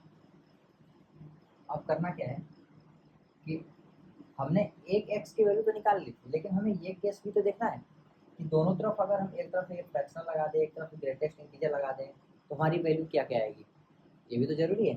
तो आप इसके लिए सॉल्व करते हैं, इसके लिए जब सॉल्व करेंगे ये हमारे ये वैल्यू आएगा, देखना इधर हटा देते हैं। अभी हमारी वैल्यू क्या आई थी, यहाँ से 1 आया था, 2 आया था, 3 आया था, ठीक है।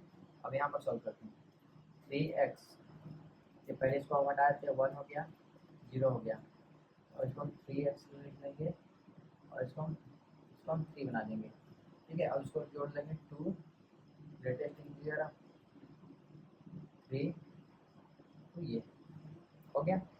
अब ऐसे लिख देंगे 3 और 2 5, और इधर करेंगे तो आ जाएगा 2, 2 से डिवाइड करेंगे तो आ जाएगा आपका ग्रेटेस्ट इंटीजर 5 का, ठीक है, ये हमारा आया। अब इसमें क्या करना है कि हमारा ग्रेटेस्ट इंटीजर, ये हमारा वैल्यू क्या आएगा, ग्रेटेस्ट इंटीजर आएगा, मतलब कि ये जो हमारा मान की सॉरी स्क्वायर वैल्यू आएगी, हमारा 1 आएगा, 2 आएगा, 3 आएगा, ऐसे आएगा। तो हमें जब इस रेंज की वैल्यू उठाएंगे तो हमारी x की वैल्यू क्या आएगी, 1 ले सकते हैं, x की तो बहुत सारी लेंगे, तो इस हिसाब से क्या आएगा, 1 आएगा, 2 आएगा, ठीक है। 3 तो नहीं आने वाला, 3 आने के लिए हम x की वैल्यू क्या रखेंगे, या तो 3 रखेंगे या तो 3 से बड़ा रखेंगे।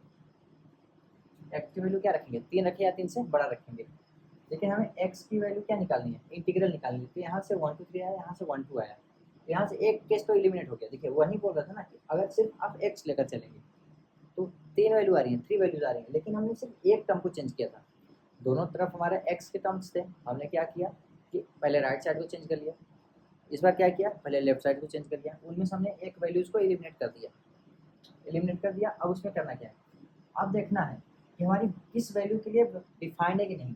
हमारा x बराबर 1 आ चुका है, 2 आ चुका है। तो हम जब स्टार्ट कर रहे थे उससे पहले, जब स्टार्ट किया था उसको कुछ टाइम बाद बताया था कि जो भी हमारी वैल्यू आती है उस वैल्यू को हमें फंक्शन में रख करके चेक करना होता है। जो वैल्यू आती है उस वैल्यू को फंक्शन में रख करके चेक करना होता है। कब, मेनली जब हम नंबर ऑफ सॉल्यूशन निकाल रहे हो तब बताया था। अगर आप वीडियो को पीछे करके आप देखेंगे तो आपको समझ में आएगा हमने क्या बताया था। तो अब हम क्या करते हैं कि इन सभी वैल्यूज को रख करके चेक कर लेते हैं। हालांकि अगर आप लेफ्ट साइड को आप अगर नहीं सॉल्व करते, एक्स वाले को अगर एक्स के मॉड में और फ्रैक्शनल में नहीं चेंज करते, 1 2 और 3 तीनों को आपको चेक करना होता। हालांकि जो इसमें से सही वैल्यू रहेगा उसके लिए सेटिस्फाई करेगा, नहीं सही वैल्यू रहेगा सेटिस्फाई नहीं करेगा। तो हम मेन सोल्यूशन लिख लेते हैं, क्या x + 1 ये फ्रैक्शनल पार्ट था हमारा, अब प्लस का 2 का x है बराबर का 4 का x प्लस का 1 हो गया, ठीक है, माइनस का 6 हो गया। अब रखते हैं x बराबर हम 1 रखते हैं, तो 1 और 1 2 हो गया। 2 का फ्रैक्शनल पार्ट 0 होगा, क्योंकि 2 का फ्रैक्शनल क्या है, 2.0 होगा, फ्रैक्शनल पार्ट क्या है, 0 होगा, क्योंकि 2 प्लस का 0.0 करेंगे तो इसका फ्रैक्शनल पार्ट क्या हो जाएगा, 0 हो गया। अब x बराबर में क्या रखा था, 1 रखा था, तो 1 यहाँ रखेंगे तो ये हो गया 2, और ये 4 हो गया। 1 रखा था, 1 और प्लस 1, 2 का ग्रेटेस्ट इंटीजर क्या होता है, 2 होता है, तो मल्टीप्लाई 2 हो गया, माइनस का 6 हो गया। तो 2 = 2, ये क्या हो जाएगा, 4 दूनी के 8 माइनस का 6 बराबर का 2, मतलब कि x बराबर 1 एक सॉल्यूशन है। अभी 2 और 3 को भी चेक करना है। हालांकि 2 तक हम निकाल लेते हैं, लेकिन अगर आपको 3 भी चेक करना हो तो क्या करेंगे, तो आपको चेक करना है, करो नहीं तो फिर मेरा वैसे भी निकाल ही चुके हैं तो मन है नहीं चेक करने का। तो x बराबर 2 चेक कर लो, चेक कर लेते हैं। 2 रखेंगे तो ये क्या हो जाएगा, प्लस 1 हो 3 हो जाएगा। 3 का फ्रैक्शनल पार्ट 0 0 प्लस 2 × 2 और इधर 4। अब 2 रखेंगे और प्लस का 1 रखेंगे, 2 + 1 3 होगा। 3 का ग्रेटेस्ट इंटीजर 3 ही रहेगा। 3 × 4 कितना होगा, 12 हो जाएगा, 12 माइनस का 6, तो 4 बराबर 6। ये क्या बराबर होता है, नहीं, इसका मतलब ये सॉल्यूशन नहीं है। बोला ना चेक करना पड़ेगा आपको, जब चेक करेंगे आप तभी आपको पता चलेगा कि कौन कौन सी वैल्यूज हैं, कौन कौन सी वैल्यूज नहीं है। निकालने के बाद आपको एक्स की वैल्यू निकालने के बाद आपको चेक करना जरूरी होता है, ठीक है। अगर आप 3 रख देंगे तो 3 और यहाँ रखें 0 हो जाएगा, 3 गुना का 6 हो जाएगा, और यहाँ पर रखेंगे तो 3 4 4 चौक 16 माइनस 6 6 बराबर का 10, ये बराबर होता है क्या? नहीं। x बराबर अगर आप 3 रखेंगे तो ऐसा होगा नहीं, इसका मतलब ये भी आपका सोल्यूशन नहीं है। तो सोल्यूशन कितना है? x बराबर 1 है। इंटीग्रल सोल्यूशन कितना है? सिर्फ एक ही है। तो इसमें ए ऑप्शन में जो भी रहा होगा, बी ऑप्शन में जो भी रहा होगा, सी ऑप्शन में जो भी रहा होगा, जहां आपको 1 लिखा दिखेगा वो हमारे देना। नंबर ऑफ सॉल्यूशन पूछा है तो काउंट बतानी है, ऐसा नहीं कि x बराबर 1 लिखा है इसलिए हम टिक मार रहे हैं, नहीं। हम यहाँ पर ऑप्शन वाइज क्यों बताएं कि जहाँ पर 1 लिखा होगा, ए में यहाँ पर कुछ लिखा होगा, बी यहाँ सी डी और यहाँ कुछ लिखा, यहाँ पर हो सकता है 0 2 3 1, यहाँ x बराबर 1, ये 1 आया है इसलिए यहाँ पर 1 नहीं मारना है, नहीं।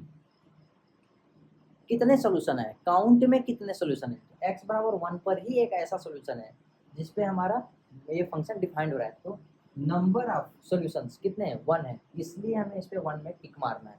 गलती से ऐसा नहीं मारना है कि x बराबर हमारा 1 सॉल्यूशन आ रहा है इसलिए हम 1 पे टिक मार देंगे, नहीं। नंबर ऑफ पूछा है, इसका मतलब कि आपको काउंट करके बताना है कि सॉल्यूशन कितने आ रहे हैं, ठीक है। अब ये तो हो गया। अब एक नॉर्मल सा कॉन्सेप्ट लगाते हैं, छोटा सा। क्या कह रहा है कि क्वेश्चन फास्ट तरीके से करने का, जैसे मैंने उसको सॉल्व करके बहुत सारा किया। फास्ट तरीका क्या है? क्वेश्चन में बोल दिया कि नंबर ऑफ इंटीग्रल सॉल्यूशन, क्या बोल रहा है? Number of integral solution.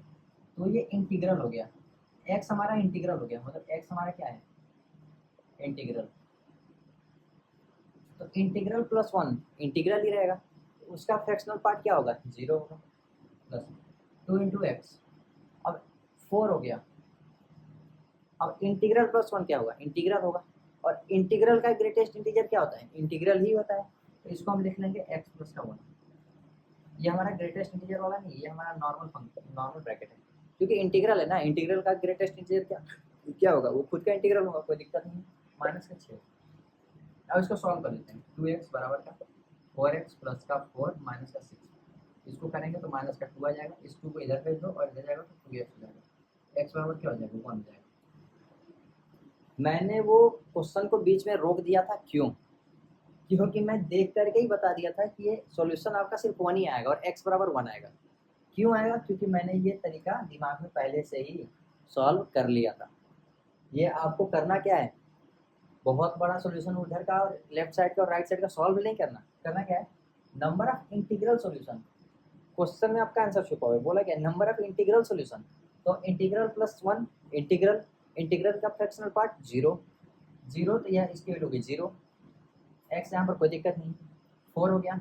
और इंटीग्रल प्लस 1 इंटीग्रल का ग्रेटेस्ट इंटीजर इंटीग्रल ही होगा, स्वयं इंटीग्रल होगा। प्रॉपर्टी से ये क्या हो गया? x प्लस 1 मल्टीप्लाई कर दिया और इसको सॉल्व कर दिया, तो x की वैल्यू क्या आ गई? 1 आ गई। और x की सिर्फ एक ही वैल्यू ऐसी है 1, जिस पर ये तुम्हारा फंक्शन डिफाइंड होगा, अदरवाइज फंक्शन डिफाइंड नहीं होगा। सो इसलिए ये आंसर ऐसा होगा। अब इसलिए मैं वहाँ पर फंसा हुआ था, ऐसा नहीं कि बस भूल गया था वो चीज़, ऐसा कुछ नहीं, ध्यान देना थोड़ा। तो ठीक है, अभी तो इतना हमने कंप्लीट किया। क्या क्या कंप्लीट किया है वो देख लेते हैं। कल हमने क्या कंप्लीट किया था? रियल फंक्शन क्या होता है, डोमेन क्या होता है, एक आध दो पॉइंट देखा था। आज हमने देख लिया रेंज क्या होता है, उसके स्टेप्स क्या होते हैं, और स्टैंडर्ड फंक्शन क्या होता है कि यहाँ आइडेंटिटी फंक्शन क्या होता है, कांस्टेंट फंक्शन क्या होता है, और 1/x में रेसिप्रोकल फंक्शन क्या होता है। ग्राफ उसका नहीं देखा है, ग्राफ हम ग्राफ के थ्योरी में ग्राफ का हम ग्राफ के चैप्टर में पढ़ेंगे। और ग्रेटेस्ट इंटीजर पढ़ लिया, और फ्रैक्शनल वाला हमने पढ़ लिया। फ्रैक्शनल का क्वेश्चन आएगा तो कैसे सॉल्व करेंगे ये भी हमने देख लिया। अब कुछ बचे हैं आपके पीरियोडिक फंक्शन और इवन ऑड फंक्शन। ये दो फंक्शन आपके बचे हुए हैं, जिसमें जो कि इस चैप्टर में इस चैप्टर में अभी रखे गए हैं। तो ये दोनों टॉपिक्स आपको नेक्स्ट क्लास में बताएंगे। हो सकता है कल क्लास ले या ना ले, जब भी क्लास लेंगे, जब भी एक वीडियो रिकॉर्ड होगी, उसमें सिर्फ 2 ही टॉपिक पढ़ाए जाएंगे, पीरियोडिक फंक्शन और इवन ऑड फंक्शन। उसके बाद आपका हो सकता है तो एक्सरसाइज के कोई क्वेश्चंस कराए जाएँ, जिसमें जेई के क्वेश्चन हो सकते हैं, नहीं भी हो सकते। अगर जेई क्वेश्चन नहीं रहेंगे तो कुछ कॉन्सेप्चुअल क्वेश्चन रहेंगे, जिसमें आपके कॉन्सेप्ट क्लियर होंगे। और अगर जेई क्वेश्चन रहेंगे तो समझ सकते हैं, अलग अलग तरीके के कॉन्सेप्ट्स लगते हैं। तो चलते हैं, अभी तक के लिए धन्यवाद। और अगर आपने सब्सक्राइब नहीं किया है तो प्लीज़ आप सब्सक्राइब कर लो। वीडियो अच्छा लगा हो तो लाइक भी कर लो, और अगर सच में अच्छा लग रहा हो तो एक बार मैसेज कर देना कि हाँ मस्त है। तो हम क्या है कंटिन्यूसली ऐसे ही करते रहें, जिससे हमारा भी अच्छा मन लगने लगे, यूट्यूब पर आने का थोड़ा सा अच्छा बेनिफिट भी हो कि हाँ लोगों को अच्छा लग रहा है, पसंद आ रहा है। अगर नहीं पसंद आएगा तो फिर क्या भीड़ जमाने का कोई मतलब नहीं है। समझ रहे हैं। सो इसलिए अभी के लिए धन्यवाद, बाय बाय।